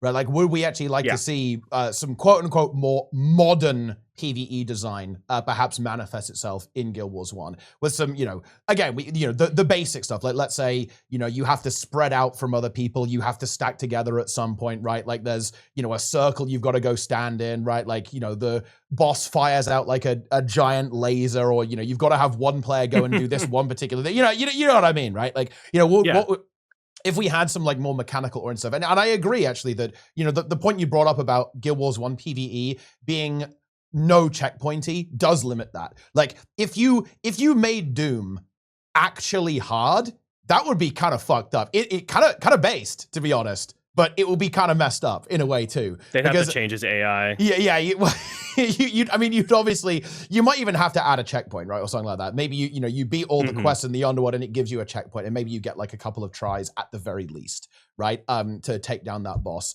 Because obviously, if you wipe in, let's say, a Guild Wars 2 raid, right, okay, we burned 5 minutes, we got to wipe, we get up, right, we go over it and go again. But as you say, in Guild Wars 1, if you wipe, right, like you're doing all of that again, right, you're doing the whole elite area again. The solution is you could have, this would be kind of interesting, you could have a standalone boss, right? So like a boss that's kind of on its own thing, like maybe with a short little bit of PvE at the beginning, then you go into the boss fight, right? And then there's like a really challenging boss that you have to really play well. You have to pilot your class extremely well to beat it, for example. I would love Guild Wars 1 strikes. Yeah, okay. Yeah, that's kind of what I was getting at there for sure. Yeah. I think that would be great. But also, I'm also really sorry, but I was kind of crunching on time on this. I do have to go. Yeah, that's fine. But thank you for having me. Yeah, I'll kind of just end on that. I think Guild Wars 1 should have strike missions. I think that'd be great. Go into an instance, kill a boss, get a measly amount of loot. I don't know. I think it'd be fun. A pathetic amount of loot. Okay, you will be destroyed by the boss, and you will get nothing. Okay, and you will enjoy getting nothing as well. Yeah. Well, goodbye. All right. Get out of Cheers, here. guys. Yeah, leave. It's over. Well, there you have it. I mean, what do you guys think about that? What do you think about like kind of like PvE design? Because I wouldn't want to change it too much, but like, what do we think about PvE design in general going forwards? The thing that I love about Guild Wars 1 is that enemies and players share the same skills and the same types of skill bars. I mean, obviously there's some like monster only skills and stuff, but for the most part, it's like if you understand how your build works and you can see the skills that the enemy is using, you can understand how their build works, and you can bring stuff to counter their build. That to me is like more interesting than like arbitrary mechanics. I do think it would be interesting to modernize some things, but what I don't necessarily love about Guild Wars 2 bosses is that each encounter has like mechanics that only apply to that specific boss. Like obviously some things are reused, like stand in green circles or whatever, but there are a lot of like, okay, you have a special action key that does this one thing, and this one skill is only used in this one part of the game. Like I don't love that. I like that in Guild Wars 1 you can, if you start learning how all the skills work, and you start having like a mental map of what professions do what and what skills you have to look out for, and what your skills can do to counter certain other skills, like that's where the combat really shines. So I wouldn't want to lean too much into the like arbitrary one-time mechanics. Here's a boss that does this one thing, and this one thing is only useful in this one spot. So if they could kind of find a balance between here, it's not just, auto attack the boss and it's dead, or E-surge the boss to death and you're done with the encounter. Like, yeah, you can add some, move around here, go do this, but I wouldn't want it to become this like completely detached thing that doesn't at all feel like it belongs in Guild Wars. But yeah, I mean, I'd be okay with adding some more complexity to certain things, but I wouldn't want it to lose the player skill bar, enemy skill bar thing. Like, I like that. Well, perhaps in that case, would you say that moving in a direction of just adding a special, like even more advanced AI would be the way to go then? So, the enemies are even better at, like say targeting your healer, for example. They're better at, perhaps they don't ball up as much, right? Like even more, obviously on hard mode, they already try to avoid that a little bit, right? Maybe they're better at focusing targets and like chasing you down and, interrupting your abilities, right? And, potentially avoiding yours, or like understanding like how to play against players a bit more than, that and even builds, like Winds of Change better mobs, builds, obviously, like they give them, there's some tough like Winds of Change mobs that have like essentially like meta player builds and stuff that will like nuke you down. You're like, okay, well, this is what it feels like to actually be an enemy mob in Guild Wars, like getting targeted by these like super meta builds and stuff. Like that would be interesting to like really push you to the limit, because a lot of the stuff, especially in the older zones, it's pretty face roll if you have like a good comp. But if you give the enemies like really tight AI and like really OP builds, and and stuff like that, like you have to kind of rethink how you approach things and be really careful with your polls and stuff like that. So yeah, I could definitely go a long way doing stuff like that. Yeah. I think I'm fairly aligned with your position on that, actually, because yeah, I think that is again one of those core Guild Wars things. I think like is that, oh yeah, this guy's got the same spell as me, right? Like, are you these enemies, they're using player skills. It almost has that slightly PvP texture, right, to the PvE, which I think is really exciting. It's really fun. I'm amazed that, to us, I'm actually amazed that no other game really has tried to replicate it, to be honest. I think it's a really cool thing, actually, about Guild Wars 1. So I'd certainly like to see that, yeah, and perhaps, yeah, looking at AI, making the enemies smarter, having better builds, like, more challenging packs of mobs, right, that have like a really great setup, right, and they'll try and own you, in addition to obviously being high level, right? They're going to be like level 28, level 30, whatever. So they're going to have a bit of an edge over you no matter what. But yeah, I think that's like something I'd definitely like to see. For sure, like especially to kind of compensate for like just how strong players are. Like, obviously like the PvE only skills are super strong. This would be another thing that we could be kind of interesting. Like if they added like another hard mode or something, maybe just say no PvE skills, right? Like no PvE, so you can't use like these, like stuff like no heroic, cons. yeah, no cons, like no heroic refrain, right? No save yourselves, right? All that kind of stuff. It'd be interesting to see like how that would actually end up going as well. Yeah, red scrolls would be huge because red scrolls are kind of like for busted sure. in everything. Yeah, so I think there are quite a lot of things they could do to really give people a proper challenge, like even the really veteran, really grizzled, experienced Guild Wars 1 players. I think it'll be quite fun to do. And yeah, and the thing is, like, what I love about this conversation in general, I feel like I should have mentioned this earlier, is that I feel like we could say anything and the sky really is the limit here. Like 2 weeks they're kind of popping off, like they just do stuff all the time, right? It's like, it's crazy. They just do things constantly. So I think almost anything is on the table actually when it comes to Guild Wars 1's development, which I think is very exciting time to actually be a Guild Wars 1 fan. It's the Platinum Age, I'm telling you. Yeah, the Platinum Age. It is the Platinum Age. What do you think so? Because I think you were talking about some kind of like PvE stuff and like making it like an ultra hard mode. Like, what do you make of this this topic? Yeah, I think it's really complicated because how do you preserve the integrity of what Guild Wars is and still add something kind of new mechanics wise, and then also simultaneously make it a bit harder? I think it does get quite complex because you can't just add more HP and more damage and be like, oh yeah, it's harder now, because you can just mitigate all of those things and it doesn't really matter. So what do you do? Do you make it so that the AI is just more intelligent? Do you add more enemies so that it's more challenging because there's just more to deal with? You can aggro more, but does that even really matter because of AoE skills? I don't know. I think what I'd probably end up doing, it kind of goes back to my idea for like leagues and stuff. Maybe it's that you don't necessarily add a harder mode, you just put more limitations on what your character can do. Because like you said, PvE skills really take a lot of challenge out of the game at some point.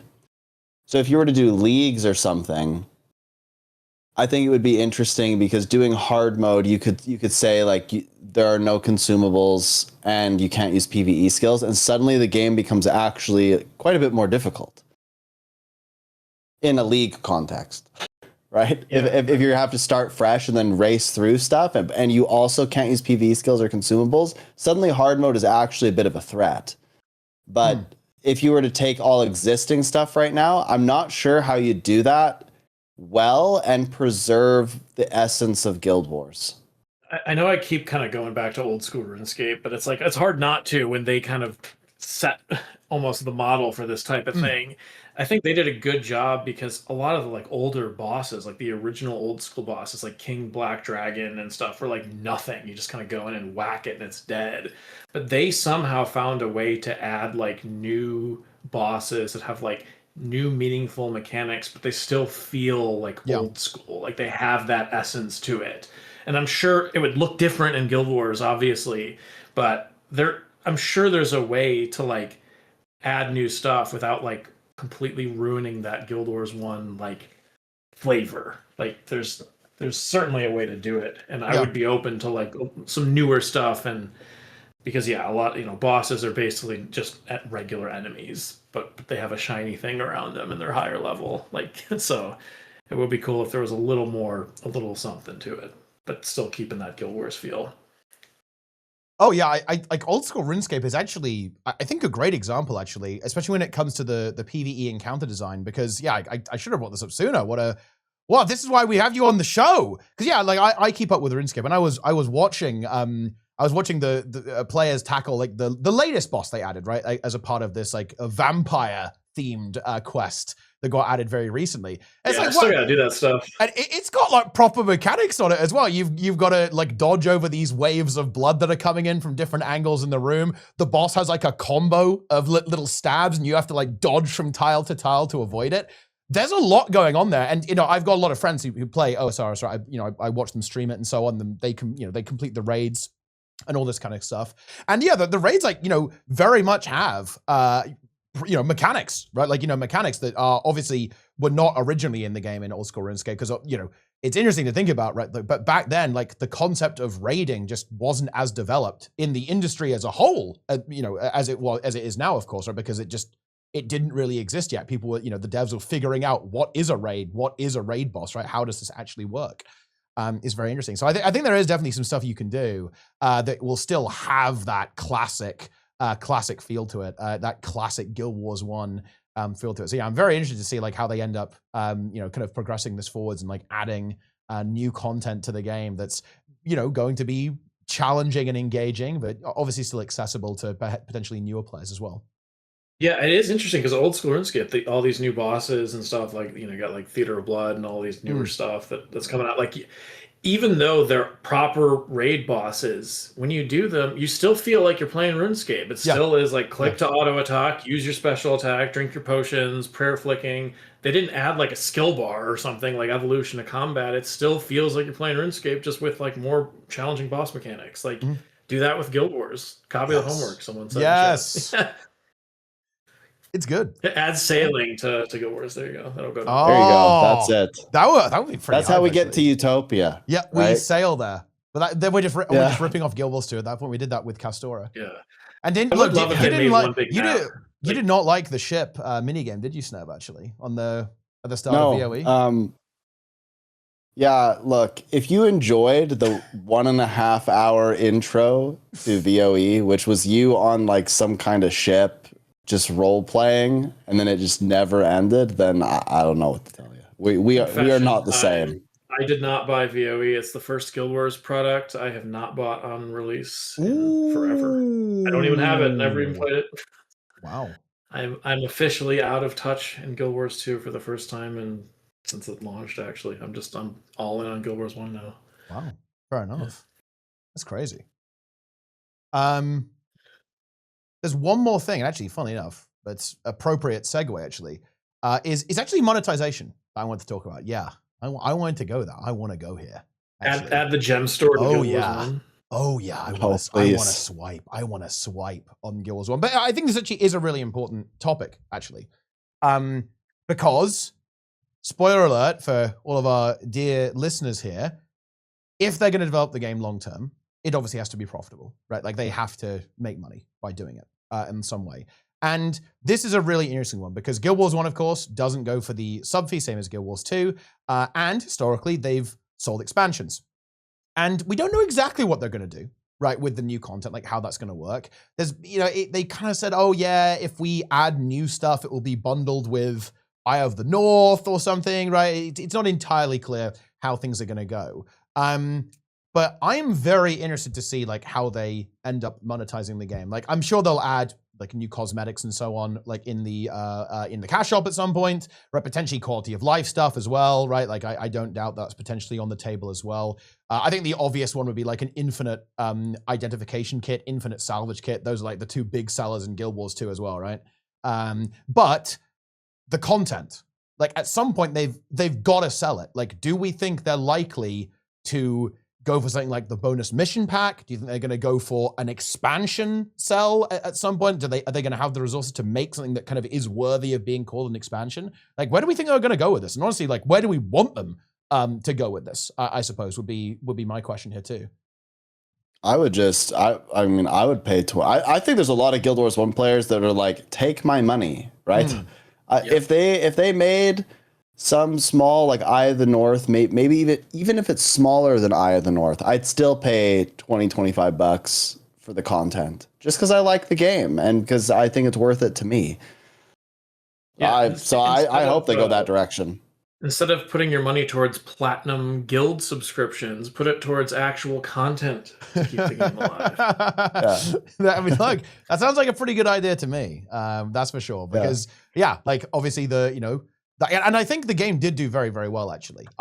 If I had to guess, I would say that Reforged has done quite a bit better than they expected. Right. But we see that reflected because they had to spin up more servers, right? I think this is one of the things that happened, right? When they actually did the launch, it's like, whoa, we got a lot of people playing Reforged and coming back to the game and checking it out and stuff. Wait, really? Oh, there were a lot of doomers. Really? Yeah, there were a lot of people that were like, what is the point of this? No one's gonna play it. Like it's just a cash grab. Like this is dumb. They shouldn't have done it. Like there was a lot of that, like complaining and thinking that it was gonna be dead in a week and stuff. But I mean, even before the actual content was announced and like when it was just Reforged, the base launch, like that was enough to like inject life into the so-called dead game. And all of those people that were like, yeah, it's going to be dead in a month. I wonder what they think now that it's like thriving. And here we are having a live discussion about the future of the game in serious capacity. Like it's, if they add stuff, people will come, people will buy it, like for sure.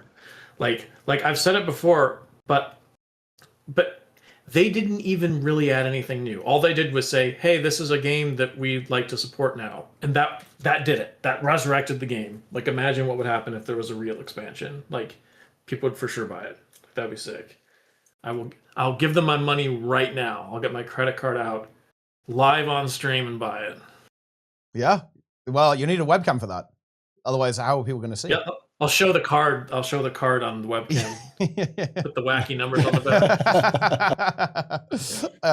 I guess. What do you think? So you think they should go for an expansion, right? Like they should just like make content and go for an expansion at some point. Yeah, I think it's just my personal opinion, but I think the only error that they've made in releasing the things that they have to date is that they prioritized like a function over content. And it's great that mobile exists. However, it's not super clear if they're going to keep making a bunch of expansion-like content, like new things to do. They've sort of tested that out. It seems like the trajectory might be going that way.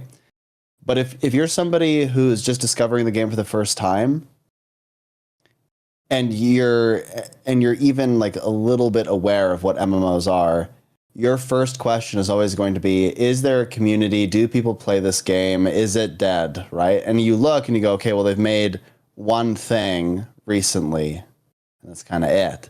So I feel like they should have made maybe, if in tandem with mobile, they had released an expansion, I think that would be really interesting. I think a lot of people would have been really interested in that. It would have brought even more people back. I think that's the next step for me. Is I would make some content. I would like even the balance stuff. This is a tricky conversation because balance is important. Because if you don't have proper balance, then the content is trivial and uninspiring. But you need more, right? You need more things for people to do. I would put all my energy into creating more stuff. And I think some of this is also on us, the players, like community partners. Like, let's create more tournaments. Let's create more community events. Let's get things moving. But then, yeah, I'd like to see more content for sure. And perhaps on a more controversial topic, and this is something that there is in Guild Wars 1, but obviously is very present in Guild Wars 2, and that's pay for convenience.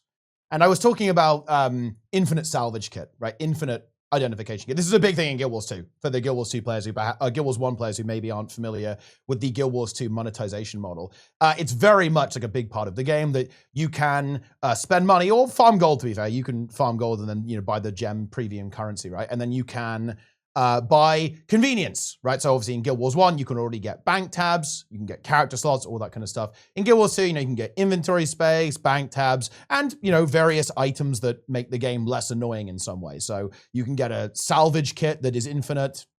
In Guild Wars 2, you can get a bunch of other random stuff. You guys know how it is, right? How would we feel about that type of monetization approach within Guild Wars 1? So, you can spend $5, right, and get an infinite salvage kit, the best salvage kit in the game, right? And this might be interesting as well.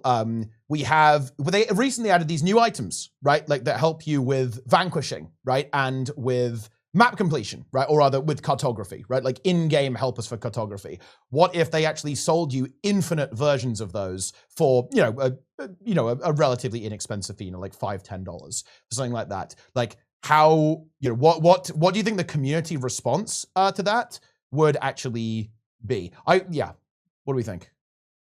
Well, I think people probably wouldn't care very much about the vanquishing cartography stuff because there's already add-ons. I think the only clamor you'd have is if suddenly they said, actually, all those add-ons banned now. Ooh. If they you did mean like that with and Arc then DPS sold build? you You the mean Arc solution, DPS build templates, bro? Is that what you're talking about? Yes, yeah. If they did that, I think they'd be in trouble. People wouldn't be very happy about that. All the toolbox heads would be seething, dude. I know there's no way they would ever get rid of toolbox. I think there's absolutely no way. So otherwise, I just view those things as just not I would never buy them. There's no reason to buy them. The only reason I would buy them is if I just felt like supporting the game.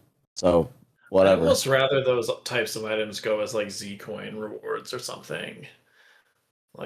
Actually, how about this? Because I think we would agree with this. I would agree with you. I would rather they lock those items behind a series of difficult quests or missions or kind of achievement-like things behind a paid expansion. Interesting. Oh, I see what you mean. So you cannot get that item unless you buy the new expansion. Yeah. So you'd use it as a feature. You basically use it as a feature. That's better than selling the item itself. Yeah. I think it's cool if you get actual content with it. Because then it's just like a new item from the expansion. Agreed. Exactly, right. So it's kind of like you're buying the item, but you still have to go earn it in some other way. I don't know if Z-Coins is the answer. I think Z-Coins probably should have more rewards at this point. But maybe and it shouldn't be so accessible either. It'd have to be like a big chase, right? Maybe it's that you put an item like that behind a vendor that takes Z-Coins that you can only access if you have the expansion. I don't know. Something like that. One thing that I would love to see, this is a pretty specific thing that the average player wouldn't care about, but they need to add some way to expand the guild and alliance roster, whether it's through paying or donating faction, or I don't know what it would be, but the 100 player limit in guilds is so limiting and difficult, and the 10 guild alliance limit in alliances is also terrible. Having to turn people away that genuinely want to join the community is it's a good problem to have, because for years it was impossible to fill a guild, but now it's now that the communities are starting to become alive again, there's technical limitations in the game itself forbidding people from joining guilds. And it's dude, I'm not saying make it infinite, but okay, if we could add 5 alliance slots and 100 guild slots, and maybe you have to do something to earn it as a guild, whatever that would you do what Guild Wars 2 does, right? You have a vendor where you go and you have to donate materials. And so in the case of Guild Wars 1, it could be Z-Coins and Ectos, and this could actually be a really good material dump, right? Yeah. You just dump all these materials, and then after you hit a certain amount, it gives you the next amount up. So then only serious guilds are gonna really do that anyway. But someone in chat is saying kick whoever's been offline the longest. We do that. We've already hit the bottom, and we'd be kicking active people at this point. It's weird. Back in the day, it was limited to 100 because guilds were so central to GVG, and the roster was literally your pool of GVGers and stuff. But now it's just kind of a group of people that play together, and and people keep having to come up with really creative solutions. They keep remaking the same guild with a slightly different name and like grouping them together, and they have multiple alliances, but then they can't chat. There's no like bridged communication, and it's just there's a lot of limitations to that I think would be nice to resolve in some way. Even if they monetize it, I'd pay for it. Yeah, for sure. Like, I mean, and this conversation is interesting to me because, look, I am pay for convenience's #1 hater, right? Like, that's why I wanted to bring this point up in particular and see what you guys think of it, see what the chat thinks of it. I am #1 hater, and it's one of the things that I feel kind of free from in older games in particular, because pay for convenience, it's a modern invention, right? Like, let's be honest, right? Like, it's something that isn't in older games. Like, you don't see it in older games nearly as much. So I personally would be quite upset. I'll be completely honest with you. Like, if we added, you know, pay for convenience style stuff, like, you know, similar to the stuff in Guild Wars 2 and Guild Wars 1, it wouldn't like make me uninstall the game, but I would not like it, if that makes any sense, right? Like, well, but what about my idea?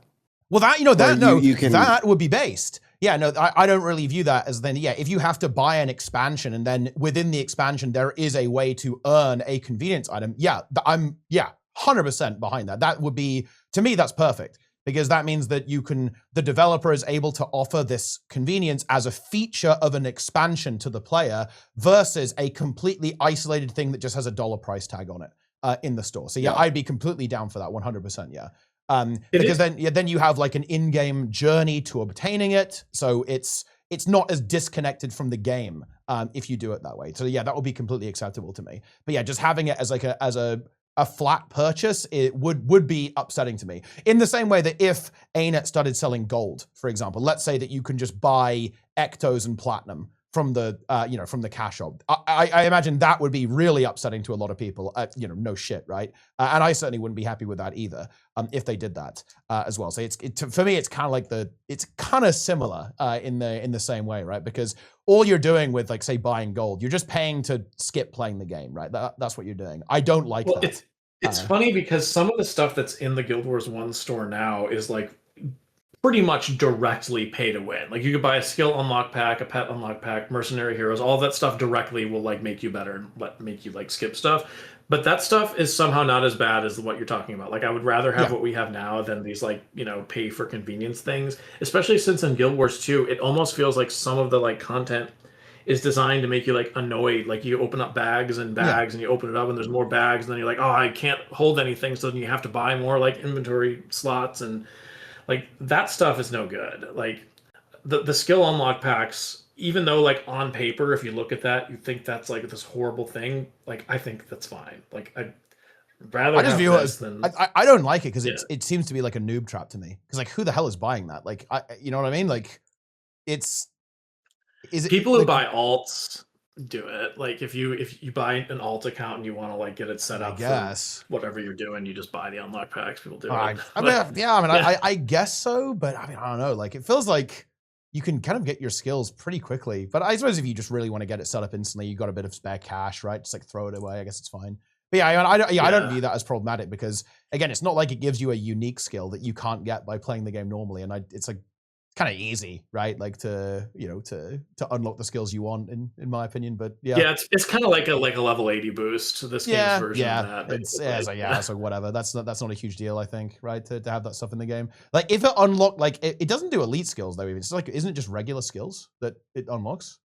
No, it's elite. It's sectioned by like core, Nightfall. Wait, can you you can pay to unlock every elite skill? Well, it's an account unlock, but it doesn't go. You still have to like tome it. You'd have to use tomes. Yeah, on a PvE character. You get it for your heroes, so it's on your account. And you can get it on PvP characters. I didn't realize it was that extensive. Does it actually? Can you actually unlock? Yeah, I don't mean like get it, right? But can you actually unlock every elite skill in the game with money?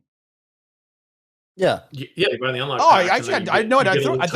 For some reason, I thought it was like non-elite skills. For some reason, actually. Oh, okay. Well, to be fair, in that case, that is worse than I thought. But yeah, still not that bad. It's like, it doesn't really matter that much. It's like whatever. But I'm not. I mean, look, I stand on principle. Okay, I'm not like a big fan of that.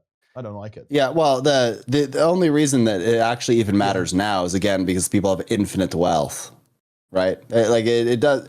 It was a non-issue before because people would only do that if they were kind of playing PvP or whatever, because you'd be like, okay, I don't really care to play PvE. I just want all the skills for PvP. So unlocking all the skills isn't the same as like having the skills, but when you unlock them, you can just use them in PvP. But now, because tomes became a thing, and then because tomes are so abundant now, it's like really easy to just get all the skills.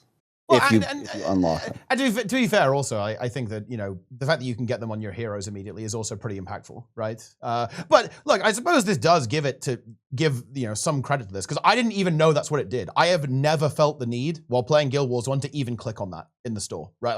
I actually didn't even know what it did, right? I thought I thought it just gives you core skills or something, but no. Yeah, it's I didn't even know what it did. So that goes to show you like how impactful it is to like a normal player experience, I guess. But yeah, I mean, I would not recommend a new player do that. You're gonna like ruin it. Yeah. Imagine walking out of like Commodon with like a Mesmer Way comp. Oh, like, fresh out of the no, game. Like, that would not be fun, dude. Like the level 8 bugs they're not gonna know what hit them, right? Like when you run out from that. I do think Guild Wars 1 has a bit of a problem with this, though. Like, how do you monetize Guild Wars 1 and retain the integrity of the game? It's really difficult. I look at, like you suggest, right? If there was an item that was like the permanent version of those things for Qatar, like it feels like that's something people just buy for like the novelty, but you don't really use. It's similar to the world boss portal thing in Guild Wars 2, right? Like you don't need that crap. There's a website, you could just click on the waypoints and put them in your chat. But maybe people buy them just because it's an item in the game that they don't have, right? I think like I agree with Nike, right? Just make a bunch of content and sell the content. Why would we mess around with all this other stuff? You can't survive off of just selling things to augment the game now when the game's 20 years old. It's solved. Like everyone has infinite wealth. Like all of these things that they would sell you, they're just non-issues, right? Even for a new player, like why would a new player buy this thing when they can have like some random person in the game just like give them 1 million gold casually, and then like they'll be fine to do cartography or whatever with an add-on that's free. I don't know. I think they're in a really tricky situation unless they just pump out some content. I don't know how hard it is to make content for Guild Wars 1, but I would just be trying to pump it out. Yeah. I know. No, I obviously completely agree with that. And well, doubtlessly they're hard at work right now, like creating whatever it is. And we've had some really big teasers on this. And in a way, we almost need to have this podcast again in, let's say, a month or two, right? Because we've had some big teasers, right, from the developers regarding like, they're going to be releasing like a new content type to the game that we haven't seen before, right? Like something new's coming, and we'll have to see if they perhaps like are going to monetize that in some way, if they're going to sell whatever that new content is. Or what it's going to look like. So then we can kind of give them almost like a more informed opinion on this, because we really don't know how they're going to approach this. But I very much agree with Sneb, and I hope that in a way I kind of hope that I hope the devs are aware that they have a really passionate community, and more importantly, that players new and old are absolutely willing to pay for more Guild Wars, right? Like I hope they know 100%. That. Because I think it would be a real shame if this project potentially runs into funding issues down the line, right? Because obviously that's important, right? Like the devs have got to eat, lights have got to stay on at the studio, right? All that kind of good stuff. So I just really hope that they have a very strong business strategy when it comes to this, because like that obviously is a concern, right? Especially when you've got a game that's coming out of maintenance mode and has been run for free, right? For a very long time now. Right. I do want to see them approach this in a sustainable, sensible way. Because I have to say, I'm just so excited. I'm so excited for a world where 3 Guild Wars games that are all completely distinct, completely different, are all being developed in parallel. Like that's incredible, right? Like that is such an exciting time. And that does require that they have a solid business model. So I hope that they've really thought about this, and I look forward.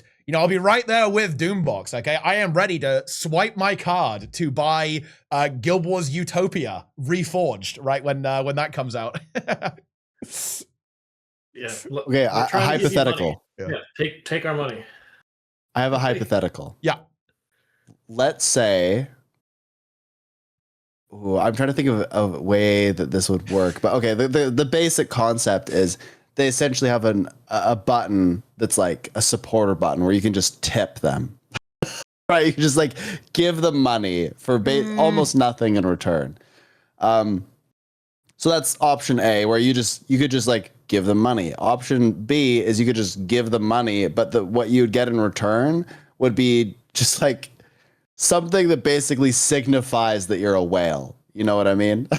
It's just like I don't know. Maybe it's not a title because titles are like kind of a protected thing in Guild Wars to some extent. But there's got to be something that would just be like maybe you could have a whale hat. And like the whale gets bigger as you tip more money. I don't know. If they released those like the collector's edition like auras and stuff, first of all, people that have those auras would be super mad, but people would buy them. People would buy that stuff instantly. Like people are like scalping like pre-order codes on eBay for like $5,000 for some of these like factions and prof collector codes and stuff. Even the Eye of the North like Glacial Blade like / bonus item keys get sold for like so much on eBay. Put that stuff in. I mean, when they added the minis, like the Canoxai minis and stuff, all the people that had those like exclusive ones were really upset that their like $5,000 RMT mini was no longer unique. But like, guess what? I got people playing the game again, so too bad. I don't know. Add a series of projects in the Great Temple of the Balthazar. You can vote which one gets priority by paying. Let's make the development of the game pay to win. Yeah. It's just like real life. It's immersive, right? Yeah. Think about it. Yeah, that's good. No, we should probably not do that. Yeah, it's interesting. There's definitely a couple of different ways they could go about it as well. I think, Smiles, before we actually went live, he was saying they should do it like PoE, right? You should have like supporter packs that you can buy. Like when like new content releases come out and stuff like that. That would also be pretty interesting as well. They can obviously lead into the cosmetics, right? Like I feel like there's not really, it's kind of weird, right? I feel like there's not that much on the cosmetic store in Guild Wars 1. And also, more importantly, I feel like people, maybe I'm just reading this completely wrong, but I feel like I don't really see people with them that frequently, right? I feel like people just like the in-game skins. And that's what people value. Like everyone loves to have their obsidian armor, right? Or their elite armor sets, right? That are pretty flashy and expensive, so you can show your wealth and your big epeen to other players. Yeah, I don't think cosmetic stuff for like in the cash shop would be as well received as it is in Guild Wars 2. Yeah. If it even is well received. Oh, really? I don't know. So that's interesting actually, because of course, yeah, like in Guild Wars 2, that's just like bread and butter. Like that is like the game, right? For sure. It would definitely depend on how they do it. Because class identity is like such a huge thing. Each profession and each like gender of each profession has their own like animations, their own like armor look. Like if you start blending everyone together, like in Guild Wars 2, where you kind of can't tell who's what just by looking at them, like people would not like that. I can say already. Like people like that their male necromancer has that like emo look where they have the animations with the like head banging and stuff. And if you start giving them generic cash shop skins, it takes that uniqueness away from each profession. So they, in a way, if they wanted to do that, they would have to actually kind of break it down. Well, but in a way that would satisfy people, you'd have to break it down then by each profession in that case. I think so. Yeah. Yeah. Okay. Yeah, that's interesting. Yeah, because otherwise, again, you do. Well, yeah, I'm sure. Well, you play Guild Wars 2, right? So you're obviously going to be aware of this. In Guild Wars 2, that's long gone. Right, like they tried to cope for a while. Oh yeah, we want you to be able to recognize each character by its silhouette. That's why the legendary medium armor is a trench coat, because you need to have it, guys. You've got to love that trench coat. And even when they said that, they'd already given up on that. Let's be honest, right? Like you had outfits in the game, right? And now everyone. Well, to be fair, I bet players in Guild Wars 1 would like this. You can run around on a bikini in every profession. Look. I've seen what Guild Wars 1 players like. Okay, they're Kumas as well. Okay, there's Kumas in this game. Yeah, female Druid Ranger armor. Yeah, elite Druid armor. That's good. It will defend you against the elements. Okay. All they have to do is release Utopia. Yep. And then, in tandem with Utopia, which will be on a beach, they release swimsuits. We've learned the lesson from Guild Wars 2. You release swimsuits, you'll make a lot of money.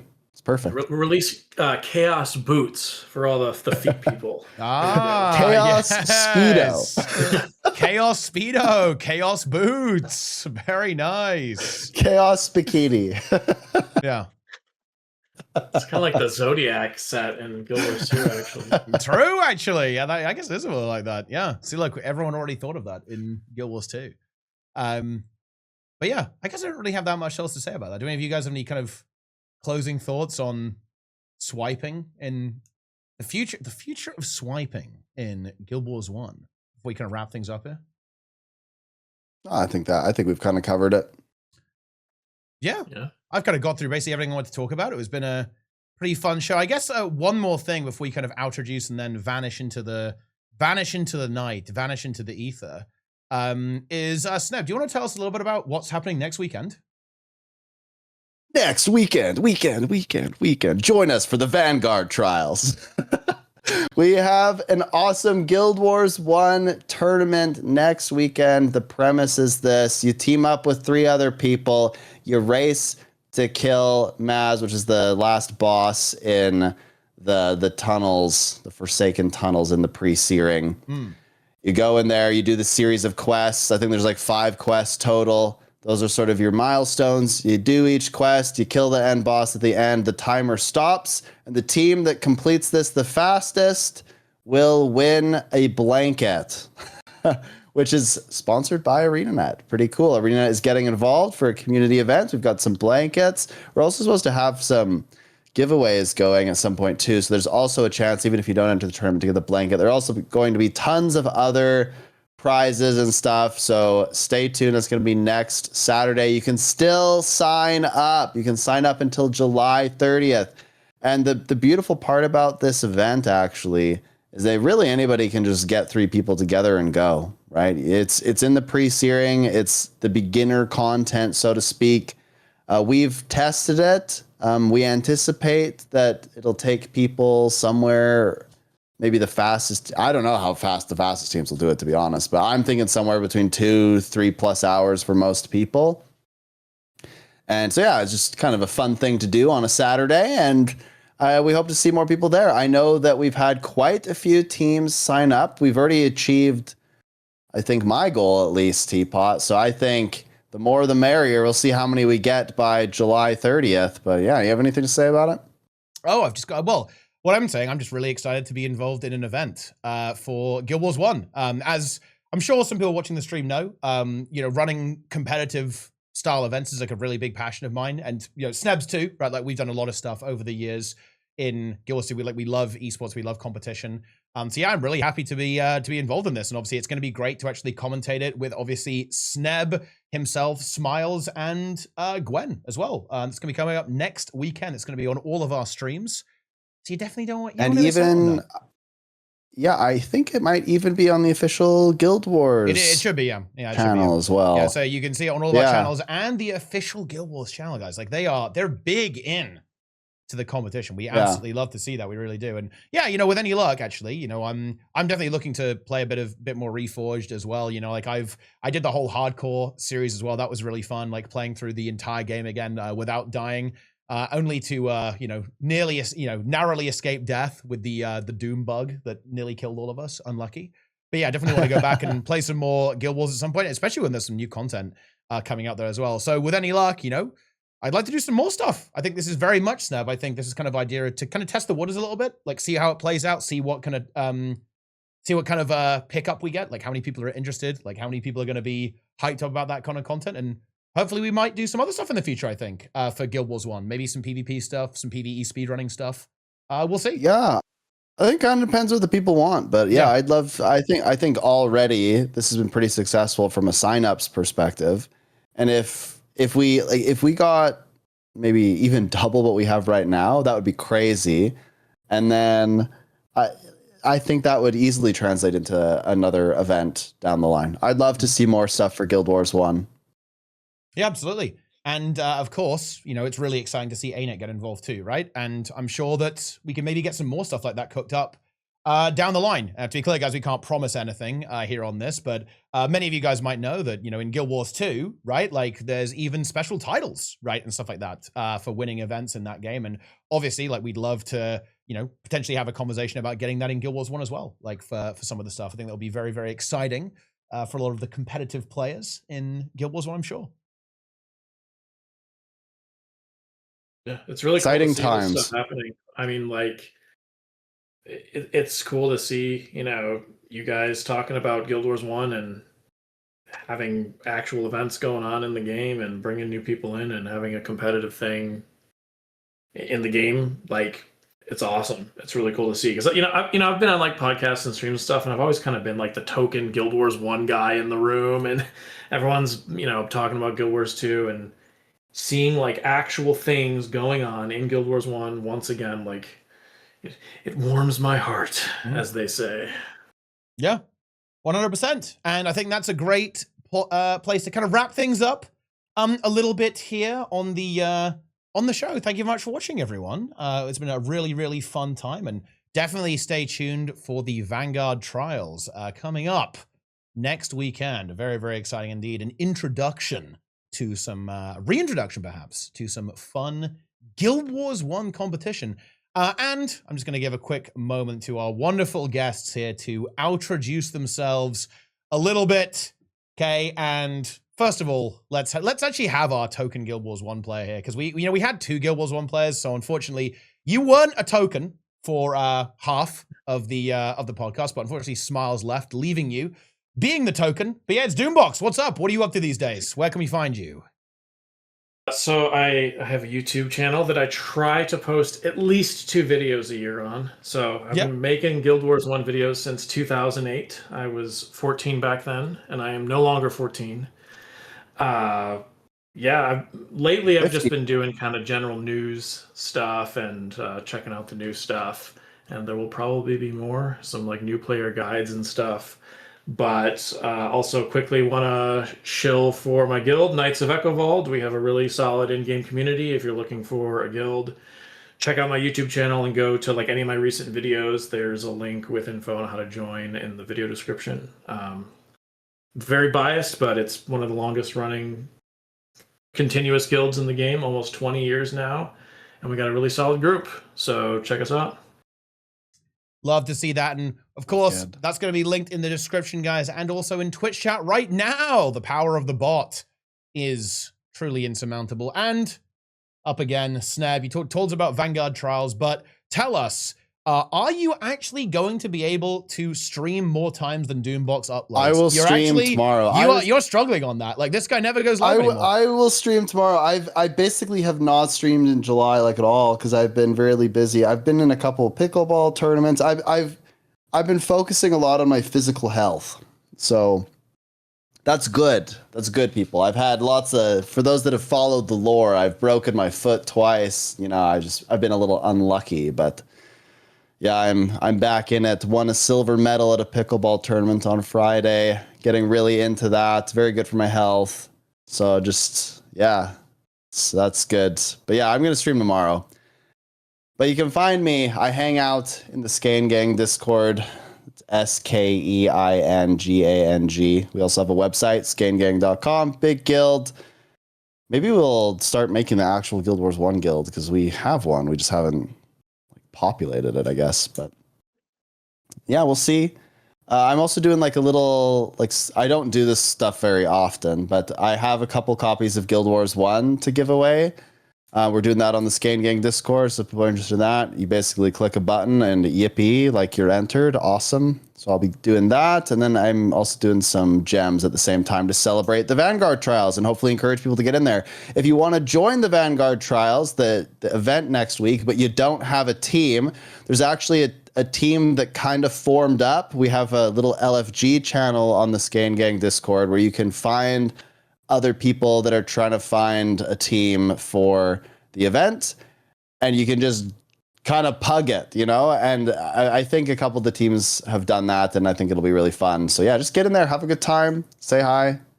At Snebs on everything, I guess, too. But yeah, that's me. I will stream tomorrow, I promise. If I don't, I will have to slug again. It's the only So if choice. you don't go live tomorrow, you're gonna cover yourself in Vaseline again. I'll have to, yeah. Okay. And there you have it.